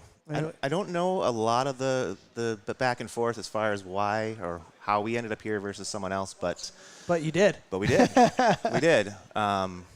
And it's really nice. Like outside of being able to have such a large tap room, and now after a few years having the beer garden be available, it is a nice space, and it's kind of in town, in the city, but not in the city. Mhm. So it's got a different vibe, and we literally have a wooded beer garden in Minneapolis. So Yeah, it's pretty cool. Beautiful. Yeah, and a natural running water next to it. Like I took I came here for an early event that we had, and then I brought my wife and my kids, and my wife's like, "This is pretty sweet out here." I was like, "Yeah," and then there's fire pits in the winter, and when it gets chilly, and like it's a really good destination place to go if you're looking to just grab a couple beers and sit outside. Absolutely, for sure. I think you know what I'm talking about, but a player's dad just kind of like zoned out watching the creek.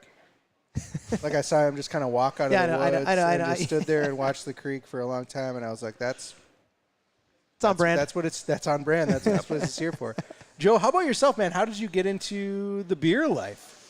I've been part of the Minneapolis brewing scene for in and around for about 14 years. So, I've been doing a lot of things, doing a lot of larger events with other breweries in the past, and then managing, and then found my way during COVID, needing to find something different, and this actually turned out to be a really good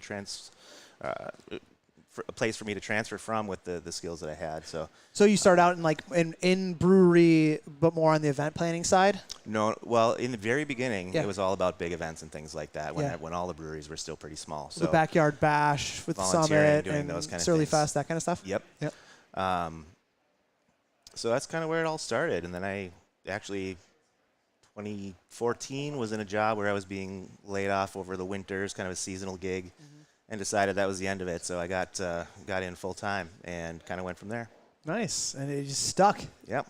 So were you, before the partnership, or are you a soccer guy? I love watching soccer. I can tell you very little about it. Well, that's step one. Yeah. Yeah. As long as you like watching it. Yep. Absolutely. So, have you followed teams before our partnership? Have you followed any teams? Not specifically. I mean, I remember when I was, I don't remember what year it was when the World Cup was here, late 90s, mid 90s. Really getting into that and kind of watching the whole series then. And I do pick it up from time to time, but I like I said, I love watching it. I don't know enough about it. Well, being the fact that you've been in the beer scene, we feel like there's a definite correlation between craft beer and lower level soccer. Sure, It's yeah. why when we were back in our way back days, we had Surly as a sponsor, then Summit, and then now you guys. It just seems like there's always a connection. Would you say that seems to be true? I agree, totally. Like, is there anything that you can kind of connect the two that we can't figure out why, but maybe someone who's been in beer can help us connect those dots? I mean, I think you could. A lot of especially kind of lower level leagues, I guess you could say. You could talk about soccer. You could talk about disc golf. You could talk about ultimate. All of these things that Biking. are maybe not biking. Yeah, not necessarily huge money draws, like as far as professional sports go, but they're still really popular. And I think in a lot of ways, a lot of fans maybe didn't really have a place to facilitate going and enjoying those things. Yeah. So it does bring people together for sure. Part of it too. Breweries have always been a good place to bring people together. Yeah, absolutely. Yeah. To me, it feels like strong opinions link the two, right? Like that's also true. John's got a Manchester United tattoo on his calf. Everyone's got their club that they support till they die or until they find a new one. But I think the same is true with beer styles or breweries, right? Like, yes. I've got a few breweries in town that I just not gonna go to. Yeah, not I'm gonna the way have it. too. Not my style. Not gonna go to it. Don't like how they do business. Whatever. Yep. Right. And so it's fun to find something that you appreciate for what it is, Absolutely. and that you can be a huge fan of, whether it's beer or soccer. I agree. How cool is it though to have merch out there that connects those two things, beer and soccer? This is amazing. I love it. I'm glad I was able to stumble upon one of these. That training gear, the training gear design, or just Minneapolis City designs in general, are super sick. But There's another iteration of this that's a long sleeve with a hood. With the hood. Do you have that one? I've seen it. I don't have it, but I've well, seen it. if it's around here, steal it from whoever had it. All right. Those are cool. They are cool. Being able to rep like a great brewery and a great team is kind of a bonus. Totally. Really, I mean, hopefully you'll see more and more Ooda Pils kits Ooda Pils sponsored kits coming around in the future, but I'm sure the summer's gonna bring some. We had to start somewhere, right? Yep. Well, what type of plans, before we let you get out of here, back to the job, what type of plans do you guys have in store for this spring and summer? I mean, we have 14 games, so we're going to try to do our best to get here from Augsburg as quickly as possible. But, is there anything, that we can talk about to pack the creek side, or any places that you guys are going to be this summer that we should make sure we let people know? Well, I mean, kind of combining the two to back up a little bit, I think one thing that we will announce eventually, pretty soon here, is we do intend to show as many of the away games as possible. Oh, yeah, away watch parties. All right. I know there's a few that maybe won't work out, but for the most part, we plan on showing a lot of those here. So always, come and hang out and see those. Perfect. Awesome.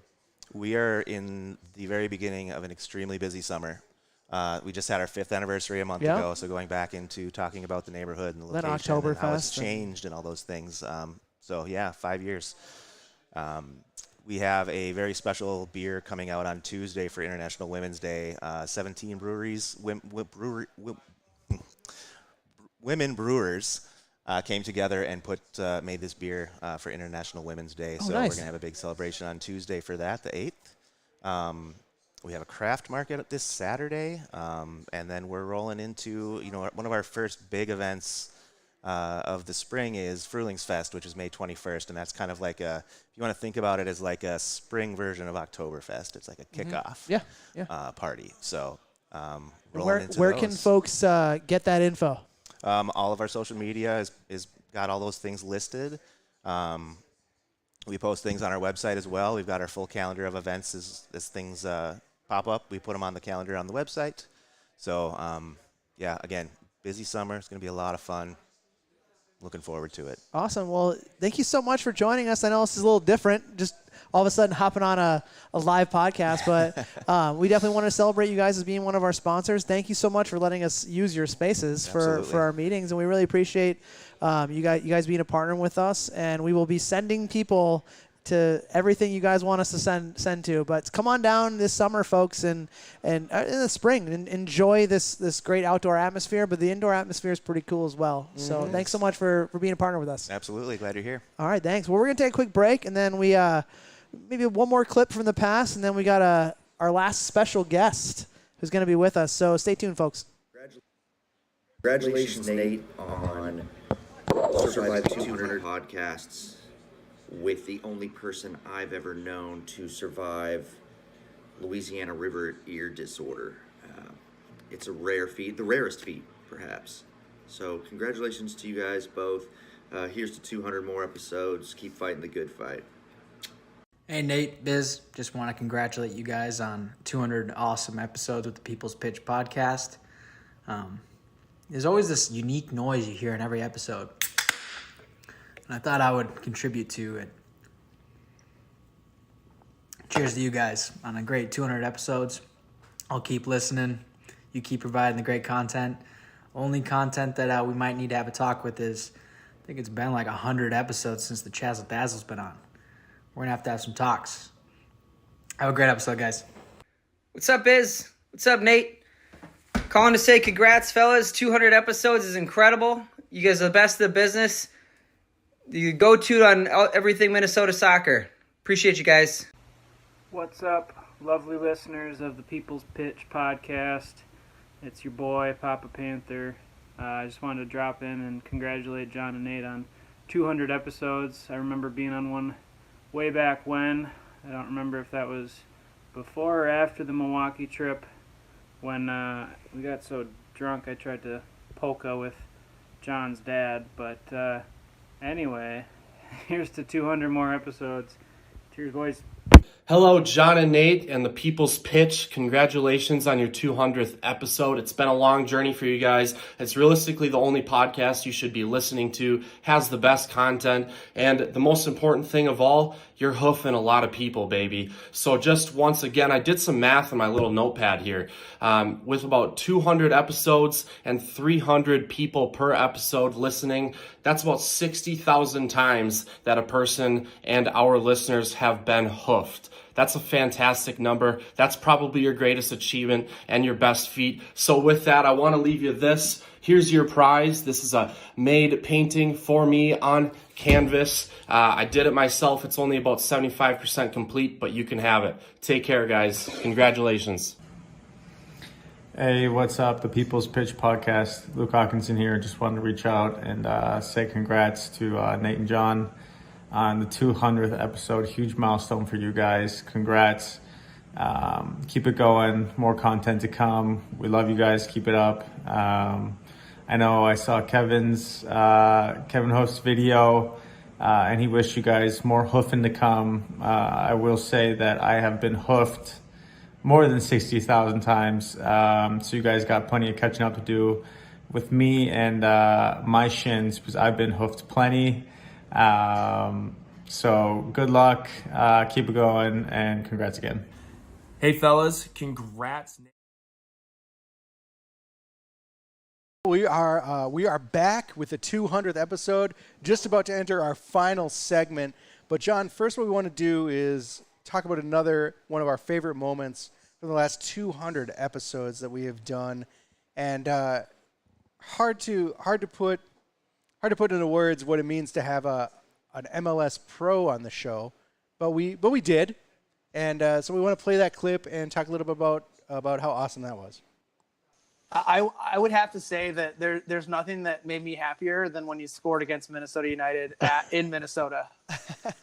Oh, that was New England. England. At home. Oh no, yeah. At my at place, home. at our place. The next year. Yep. But I remember starting in that game and being in Minneapolis and coming back, and all of a sudden, I think I posted Instagram or something like that. But I was in Minneapolis. We have the clip year before of them playing talking about and watching and going to MLS and going to Minneapolis. We have that rolled up. Minnesota United games and sitting in the Gopher Stadium and watching those games. And the next year, I'm on the field in the starting lineup and the national anthem's playing. That's crazy. It was unbelievable. That was a surreal moment for me, for sure.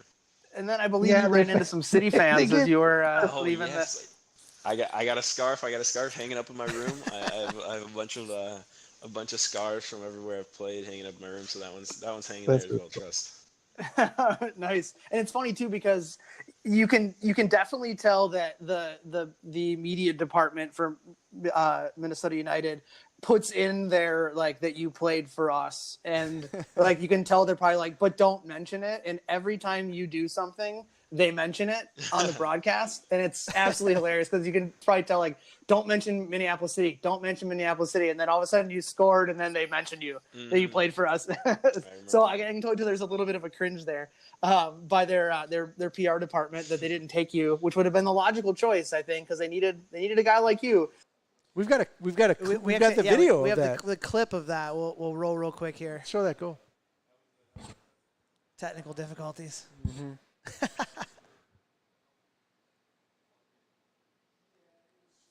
We'll show that shout out at least. I think is what we're gonna show. We won't hear it, but the folks.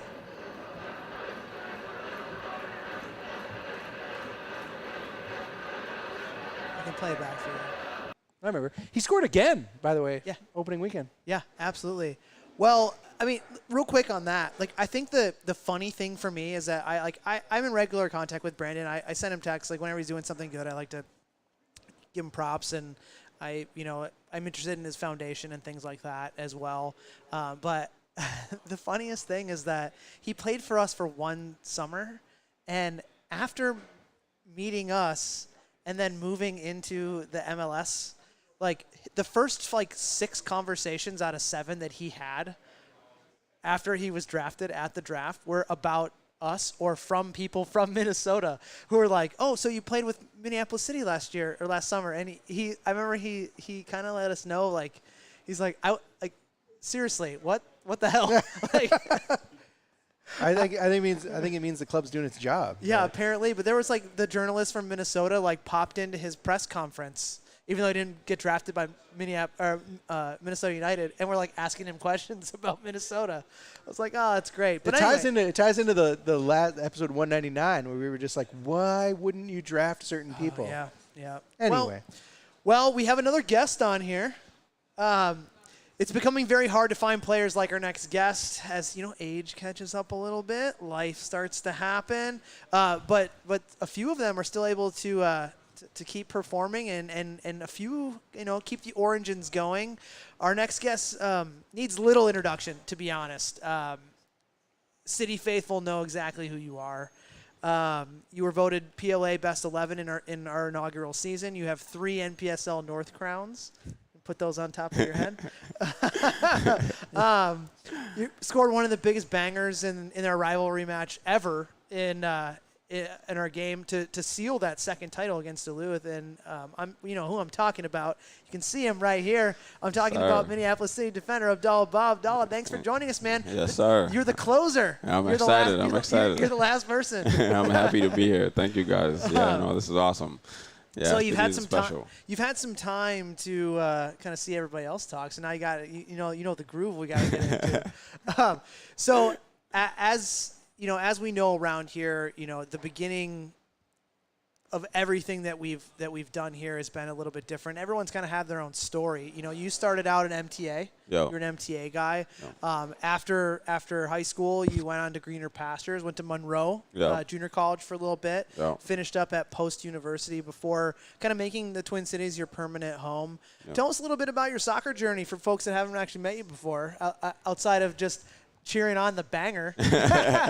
Yeah. So, like John said, grew up here, played with MTA, and played with the academy team, and played under Rob Zoll for when MTA initially formed. Mm-hmm. So I started there from 14 to about 18 when I graduated high school, and I played at a really high level. It was always good. Played with some of the guys who are still. Yeah, who was all on the last team before you guys went to college? It was quite a few guys that played with Minneapolis City, right? Yep. Yeah. So there's Stiggy. Played with TD and Abai the year before. Yep. So they graduated before I did, and they went out, and I graduated with Stiggy and those guys, or I graduated a year before Stiggy. But there was Stiggy, and Ian also played with MTA. You played Duncan? Duncan, yes, yeah. Duncan was on the team, actually. Duncan, yep. who He else? played on the younger team. So I played on the older academy team, the U18, U18, 17s. And then Stiggy and those guys, they played with the 15s, 16s. And, competition level was always good. So there was that was initially like really good to be able to be a part of that, and then just playing under some of like really good coaches with in Minnesota at the time. Minnesota, I always feel like had a really good level, and just getting that exposure was just not really like the thing until Yeah, it really City came wasn't. around. Yeah.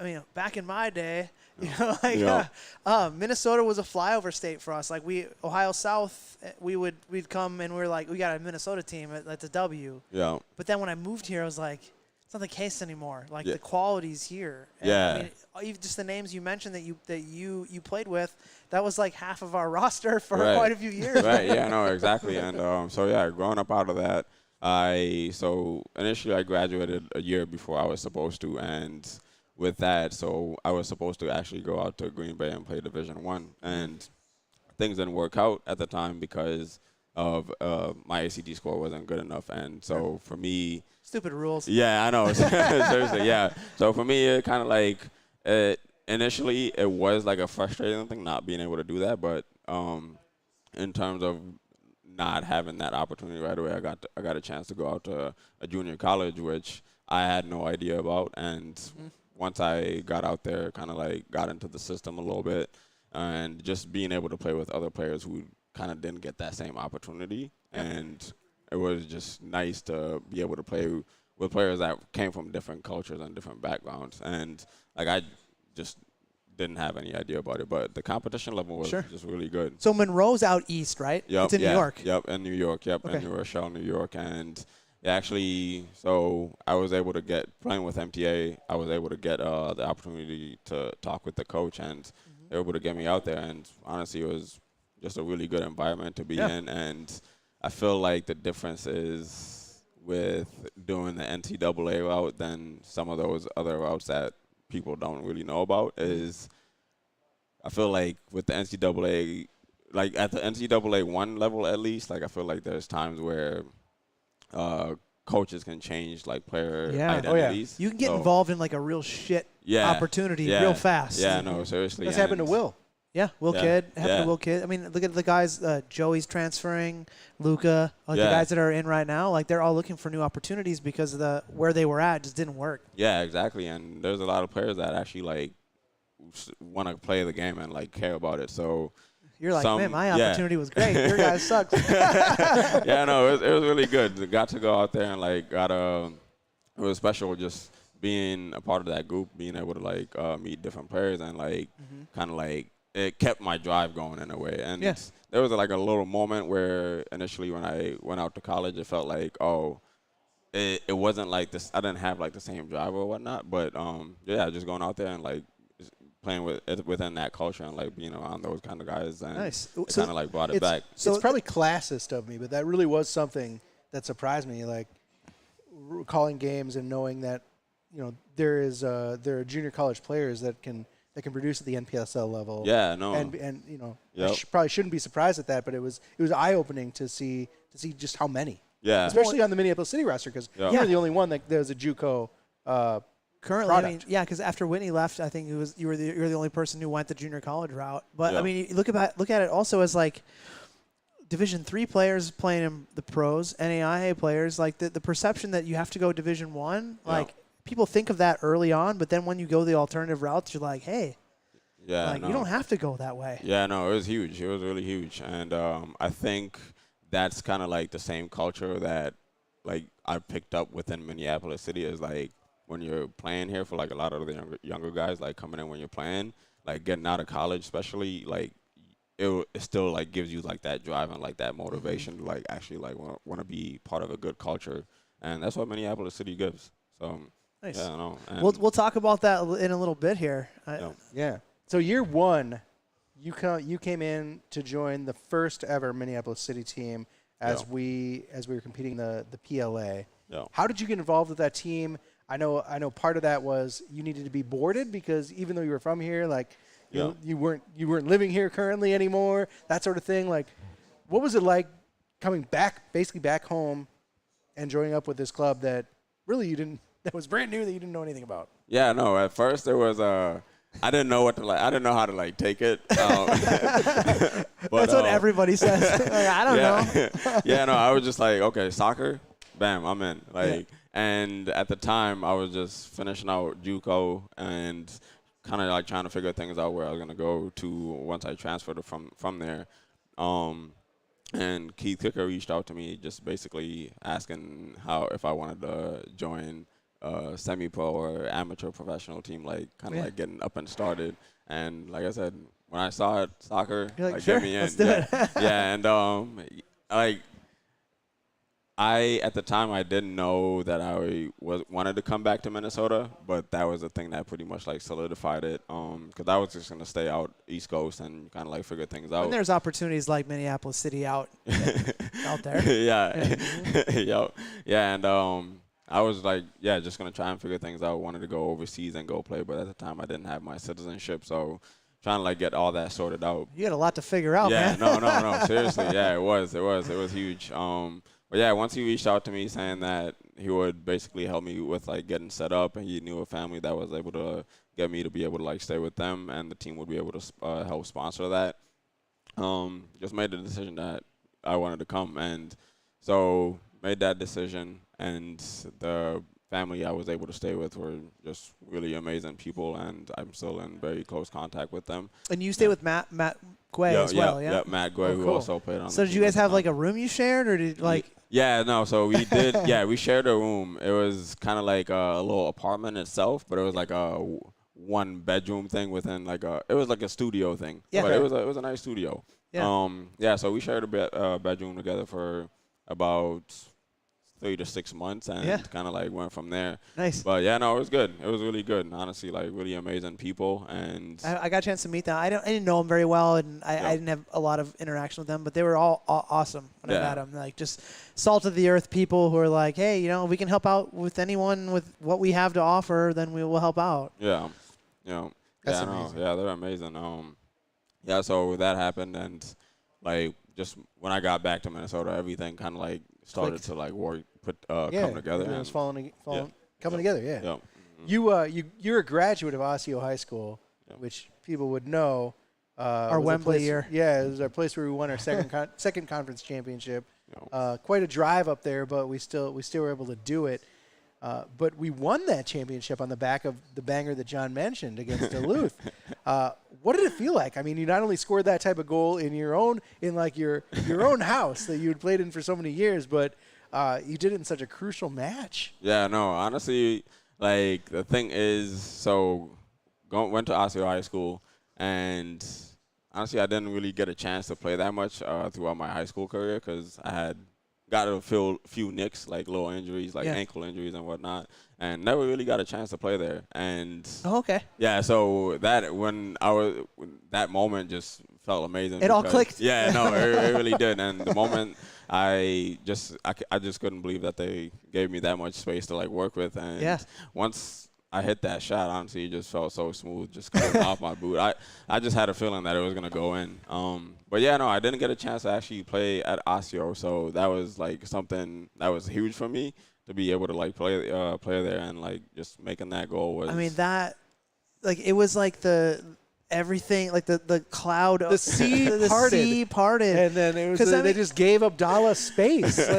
Like no one stepped to you for like 35 yards. Yeah, no. And then all of a sudden, like it was like, oh well, he can shoot it. And then it just you hit it, and you couldn't hit it any further, any further than the sweet spot that you hit it in. The funny thing is that goalkeeper was the German kid. Oh yeah. Who now like plays like in the USL. Oh wow. And he was voted the NCAA like 2 years later. Or a year and a half later from that moment, he was voted the best goalkeeper in NCAA Division I for University of Kentucky. Wow. Yeah, put some weight on, but we ended up slotting 4 goals past him, so fuck that guy. Yeah, no. Yeah, it was, and I felt like just after that moment, it kind of like opened the game up a little bit. And absolutely. It just made it so much more easier to kind of play. Because Matt saved the penalty then. Yeah. Yep. Abdallah, I have here in my hand one of last year's issues of Oh When the Crows, our zine, featuring you, in which you talk about getting into modeling recently, which sounds really fun, sounds rewarding, especially as a player of a sport and where like soccer is so tied to fashion. Yeah. Right? Whether it means kit designs, whether it means training gear, all that stuff. How has that been going for you? And is being involved in soccer kind of a big part of that? I would definitely say so. And I feel like when you play soccer, there's this kind of thing that you gotta have this like swagger kind of like about you, Yeah. and it kind of like carries over. Juice. Yeah, it kind of like carries over. So I've been doing that for the past year now, and working the modeling agency is named Suna, and it's been going really well. Like, just opportunities like meet different people and just like be different parts of things, and I always felt like I've been like kind of like a huge person into like fashion, and so I was able to get a good opportunity in it, but I really do think soccer has also like kind of like a huge help within that. Did you ever connect with Miles Stockman Willis over fashion and the love of fashion? I haven't, which is crazy. Yeah, I haven't. You guys got he designs his own. I mean, he makes his own clothes. And he's so into that. Yeah, I know he does like a lot of his like own modeling thing within like the stuff that he creates. He wants to like kind of have more control of that. But I totally like understand it. Sometimes you always need to stand in, right? Yeah, I know. So we're going into the 6th season of operations. It's very rare at this level that you get a player for more than 2 years with a team, and now you're going on 6. Yeah, special. You've seen us as a startup to today. Now we got 3 teams, futures program. The gear is different. We've joked with Andy like that old T-shirt that was like 40 pounds when he sweated in it. We have 12 coaches on staff. Tell us what it's been like to be part of that evolution. I mean, it's got to be unique. Honestly, it's been really special. I can't even lie. Like, it's been really special. Like, just within each year, it's been growth. There's been growth happening. Yeah, and just from like the way how things were, whether it's from like the stadium we were playing in to how we were running things. Some days we would have, like I remember in the first season, like there would be days where there would be a lot of guys out or like that couldn't make it, and we would have to have coaching changes or like just something going on. Or like Jeremy and I would step in and play. No, seriously. It's been huge. There's been a lot of special things going on in the back as well, not just on the playing stands. Like, I know you guys have been doing just so much work to just get everything going and progressing. So, it's been really special. Like, just the commitment from like also everybody. Like, there's more of a mental mindset that's kind of like been set now also too to some of the guys like coming in, and there's actually just the whole structure of it. Like, it's more organized as well too. So it's been really good, man. Now you're at the training house. Yeah. You got to pass today. Drink a couple beers with us. Yeah, I know.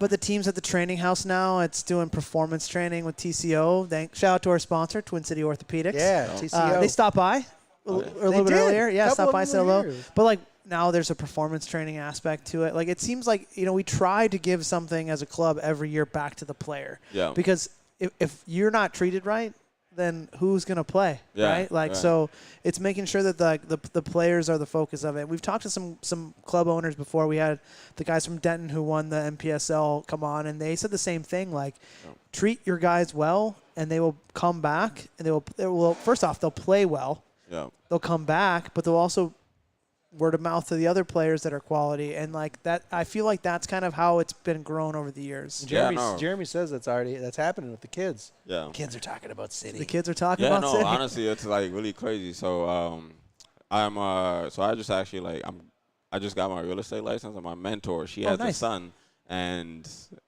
like the other day I just went to their house, and he just came up to me while I was like just over there, and he was like, "Man, I can't believe you play for Minneapolis City." Oh, really? Right?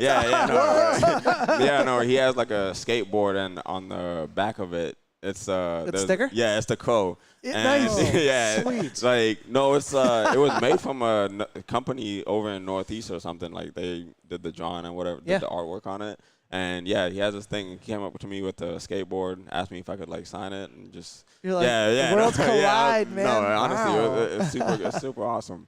And I just feel like, just the growth of the club and the organization has been just really good. And not also that, but like for me personally, like having started within that and just being around everybody and seeing all the faces that have like come in and have gone and whatnot. You just meet all around good people, and it kind of like it helps you with personal life too, not just not just like the soccer aspect of it or just whatever's going on there. But yeah, no, it's been amazing. It's been amazing. So Abdallah, because you've been around for so long, I want to ask something. I don't think I've ever asked anyone so far on this team. What would you say has been one of the more difficult challenges that the team has faced over the last 6 seasons, and how have you guys met it together? Honestly, there might be more difficult challenges now than there were before, with obviously like before it was trying to figure out how to kind of like make this whole thing happen. But now is the fact that everything is kind of like up and going and like running, is getting all the getting like actual like good competition and like that word of mouth and like getting players to come in and like try out is probably the most difficult thing, especially for the coaches trying to like figure out what to do with all these pieces and getting everybody involved, where you have to deal with all these types of egos. That's the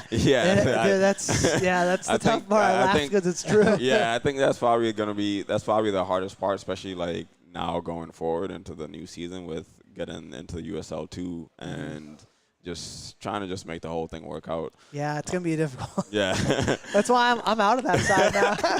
That's all I got the staff for. Yeah. No, but I think you're right. I think it's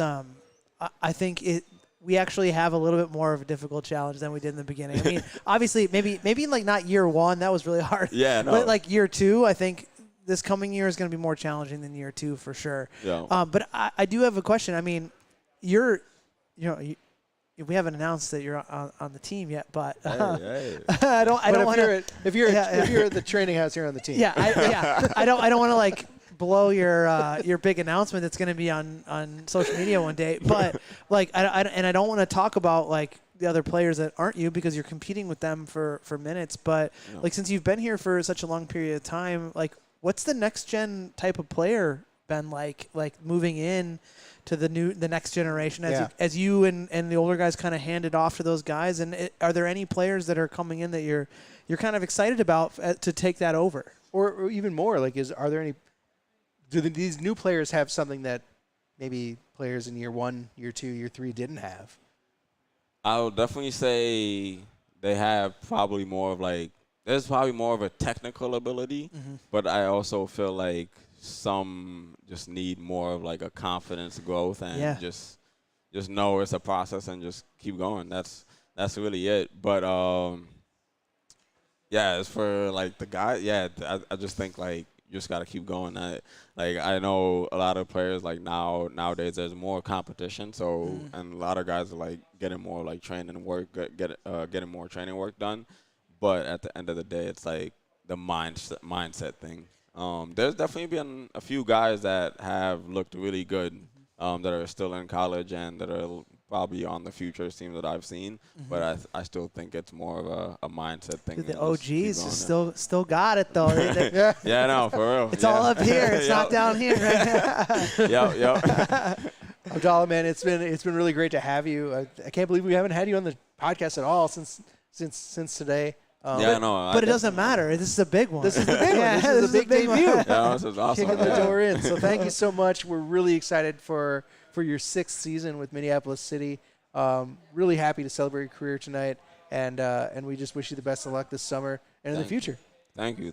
I'm excited as well. I'm really excited. I'm excited for the future, and I'm excited to progress and see what's coming. All right, awesome. Well, thanks. We're going to take a quick break. Come back with a little bit of closing efforts. Yeah. So thank you, Abdallah. Thank you, everyone before Abdallah, and we'll be right back. So that's an amazing achievement for the pod and the club. Very happy for both of you. Thanks for putting out the content for not only the fans, but us former players and current players, because gives us another outlet to talk about soccer, the club, and just our overall passion. So I absolutely love it.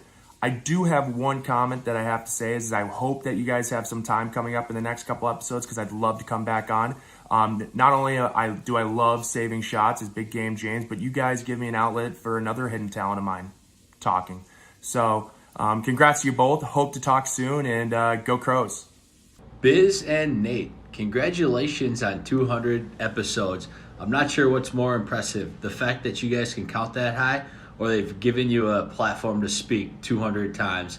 In all seriousness, though, congrats, and here's to the next 200. Cheers.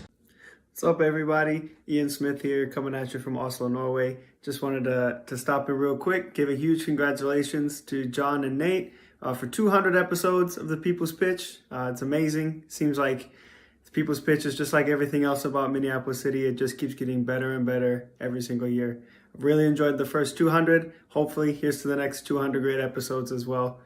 Even though I'm not a part of the squad anymore, I'm still grateful to have been a small part of a bigger history of something so wonderful like Minneapolis City. So sending you guys a bunch of love. I'll always be a fan from here, and peace out. What's up, guys? Just wanted to congratulate you on the 200th podcast. That's a big achievement. Can't believe people are still listening, but you guys are doing something right, so definitely keep it up. With all jokes aside, it's an incredible milestone. The content, the banter, everything that gets talked about is absolutely gold. So wish you guys the best of luck. Keep going, keep pushing, and don't be shy and come visit down here in sunny Florida. What's up, Biz and Co? This is Mark Height here. Played for the Crows for 2 years. Biz wanted me to share a little funny story I had. So the first thing I thought of was the first time I got to play against Duluth. Hadn't really worked my way into the team, sheet as frequently as I wanted to just yet, but Adam needed someone to go and play center mid. I don't really play center mid. 5 minutes left on the clock. We're up by a goal at this point. So I run in. I asked Steve, Ian Smith, what should I do, man? Like, who should I pick up? He's like, just fucking run around. I don't care. And, so that's what I did for the last 5 minutes or so. We ended up picking up 3 points. So good times. Congrats on episode 200, City fans, Crows supporters, everyone who listens in. It's been a blast to see you guys grow so much over the last several years and to have been a part of it all the way when we go back to the barnyard, the knee-high grass with Ian Smith, Matthew Guay, all the fun times that we had there traveling, and being a part of this podcast all the way through has been amazing. And this team is going to continue to grow and do great things in the next year. I'm excited to watch all the way from Arizona. Congratulations again, guys. Peace. Hey guys, congrats on 200 episodes. In honor of your achievement, I decided to take a trip somewhere a little warmer in Minneapolis. But 200 episodes, awesome milestone. Looking forward to the next 200. Hey everyone, Brandon Ba here. Just want to say congratulations on the 200th podcast. I remember my time on, a lot of laughs, a lot of fun. Cheers, and here's to 200 more. Hey, what's up, you guys? Hey, congrats on the big 200 to the most popular and also the most controversial broadcast duo in the history of the lower league E-Cup. It feels like just yesterday I was waking up to 6-paragraph emails about you guys being a disgrace to competitive FIFA. That's a title I think I'm okay with you guys having, and I know you guys feel the same way. So keep being weird, keep being funky, and can't wait to keep following along. Congrats again. Hey guys, Patrick Hodgins here from Milwaukee, Bavaria. Get out of here, Patrick. So harsh with that's what I was talking about earlier. We're like, hey, yeah, people, we look at all of the stuff we've done. It's just like, yeah, I guess people hate it sometimes, but that's okay. You know what? Do? Screw them. If you're that into watching competitive FIFA, then get a life. Then we are, and our vibe is not for you. No, it's not. Welcome back. We're gonna wrap up this 200th episode of the People's Pitch with a couple more of our favorite moments from past shows. John, the first one is from one of our most recent shows, and we interviewed the founder, of our sponsor, footballstadiumprints.com, and we were talking a little bit about like what makes what he does so great. Yeah, let's take a listen. At this point, I'm living in England, living in London. When I start looking at the non-league football, what a great episode! Thousands of teams, and there's millions of fans, all for these teams that are out with the ones that where all the money is. Joined us. So they're so grateful. They're so like, what the hell? Why are you doing our club? I'm like, well, why not? Why not do something for you guys? Your grounds are amazing. Just because they're not 76,000 seater. Like incredible domes, like they've got character. They mean something to the community. They mean something. They're just as important to the fans of those smaller clubs than they are to the Manchester Uniteds and Chelseas of the world. And so Chelsea's I a just sore subject right now. started. Well, it wasn't that I started concentrating on them. They were just fun to do because you were seeing into the pitches and the towns of these places in England that I'd, quite frankly, never even heard of before, and you had never heard of, and you find. I still try to always. It's difficult sometimes because sometimes the grounds, there's nothing to them other than stands, and it's just it's just kind of just like a field in the middle of a city block. Yeah. So you sometimes you just have to go with doing a stand, but with the smaller ones, there's always something. There's always a big church, or there's like a big factory building that means something. Halifax Wanderers up in Canada, I was like, the thing that they stood out was just this huge hospital, and I was like, I'm not sure if I want to put that in, but they all went, no. Our area, it's a huge employer in the area. It means something to us. I'm like, well, who am I to argue? If that's the thing that makes your area tick in more ways than one, and then we go for it. I think it's amazing that it all started too just from that really clever insight that every club has a hedge. Yeah. Right. And I think that was really it's gold. It is gold. Emotionally insightful of you to understand that there's a value to those icons, whatever scale they may be at, from club to club. And it turns out there's a value of that all over the world. Dude, that was such a great episode when we found out that this guy, via health problems and COVID, decided to move to the Cayman Islands and start making soccer related things for a living. Yeah. And it all started around the fact that his club in Scotland had a hedge around the field and he wanted to make something special for that. Yep. And it just went from there. And then we were the first North American team that he found. Like, how awesome is that stuff, man? That's what I feel like makes the club. But just to validate it through, we didn't know he was going to say that. We didn't know anything about him, honestly. No, we were just we better have the sponsor on. Yeah, we've got to have the sponsor on. And I had interacted with Steve a few times through email, never talked to him on the phone or called him or anything like that. But man, I encourage everyone to go back to what episode was that? 193. 193 and check that out. Yeah. It was such a special one because he literally put his whole entire life into this because he was so sick of working for the man. Mm-hmm. And so insightful too. I mean, he had, when you talk about his career, he had so many jobs, odd jobs. What did he work in? Banking. No, it was called whatever HR is, but in what the Brits call it. It sounded something funny, and I had no idea it was ever called that. Pensions. He worked in pensions. Worked in pensions. And anyway, I liked that. I liked that conversation a lot, and I think that one really drives home the heart of why anyone loves Minneapolis City, but really why they love any local club that they can relate to and find some identity in. Well, we got one more. Yeah, we have one more, John, and I think this one's close to your heart. You got a chance to talk to your dad, who has lived soccer his whole life, emigrated from Germany, came here to the States, birthed you and your sister.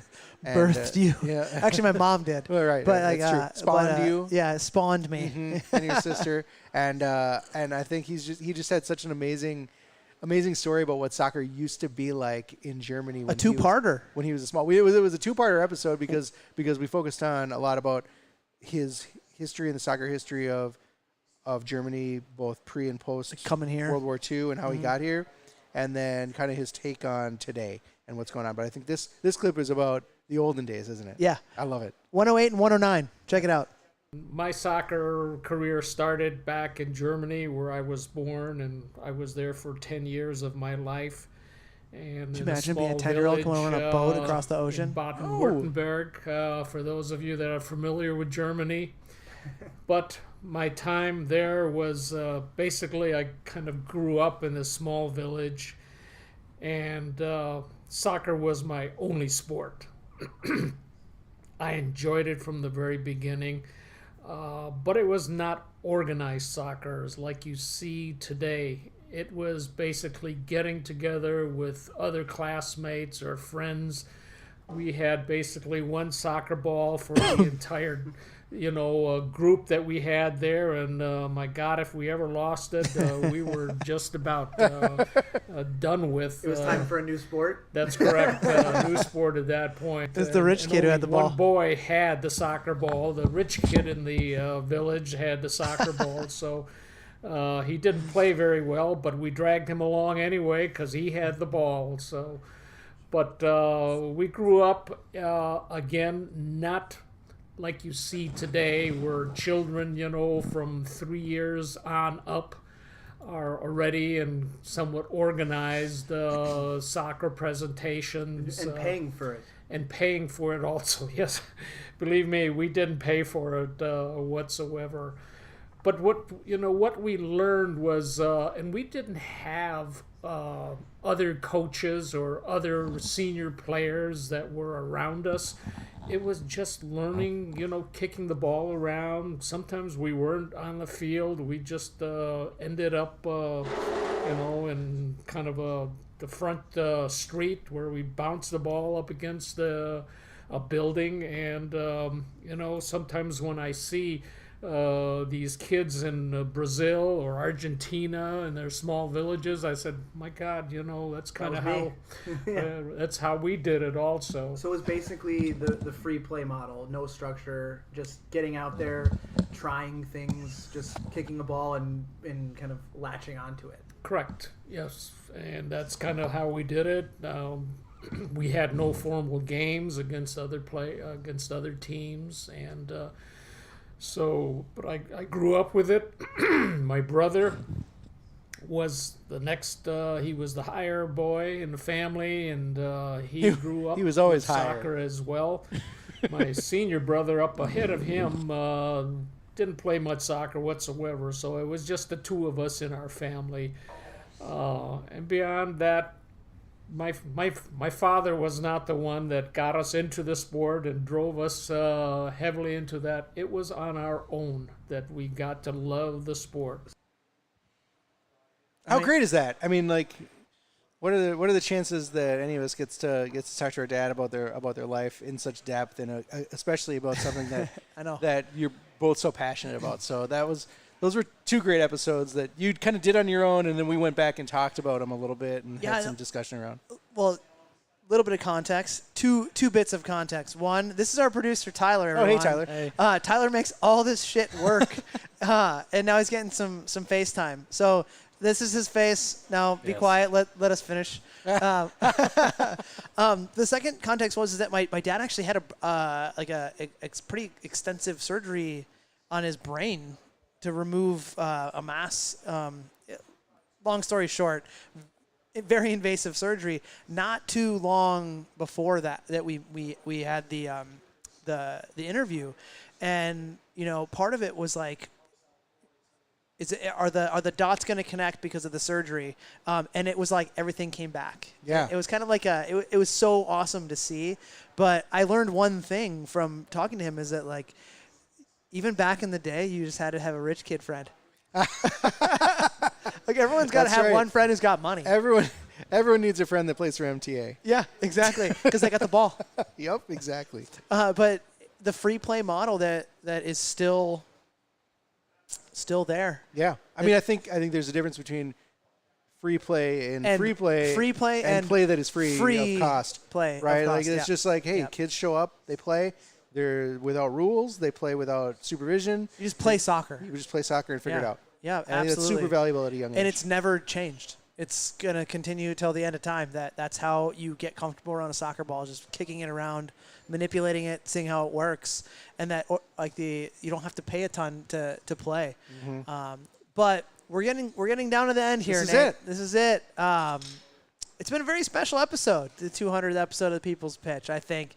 We have to thank you to all of our guests, Coach Jeremy, Andy Laurie, Nick Kent, not Max Kent, a new Kent in town, Nick. Nick did well for his first ever podcast. There were a lot of nerves. Everyone was nervous, Everyone was a little nervous. except for us, right? Yeah. And then been there, I done was that. I was nervous. Yeah, the producer was nervous.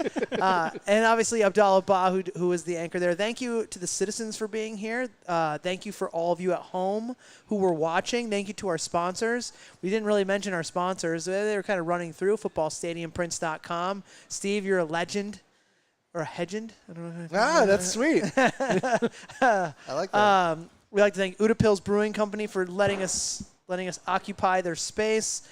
We also need to thank Pence Homes. Who else we Stimulus. Stimulus Stimulus, Athletics. Southside Barber Lounge. Sure. Everyone who has been part of Minneapolis City as well as the People's Pitch, we thank you for that. But thank you for watching. Thank you for listening. Again, thank you to footballstadiumprints.com. If you're in the market for supremely curated soccer-focused graphic design on anything from mugs to T-shirts, head on over to footballstadiumprints.com and fill up your cart. You can even get an NFT. Get in the NFT game with those guys. If you follow them on Twitter, you'll see some really cool stuff that Steve's putting out. So don't forget to use the code CROWS10 for 10% off on everything that you purchase there outside of those fungible tokens. And remember, all U.S. orders ship right here from the United States, so no pesky international shipping charges. So if I've said it once, I've said it 200 times exactly. Minneapolis, why did you throw us in there? God damn it. Minneapolis City is a 501c3, so consider getting your tax-deductible donations and charitable gifts to the club that loves to give back.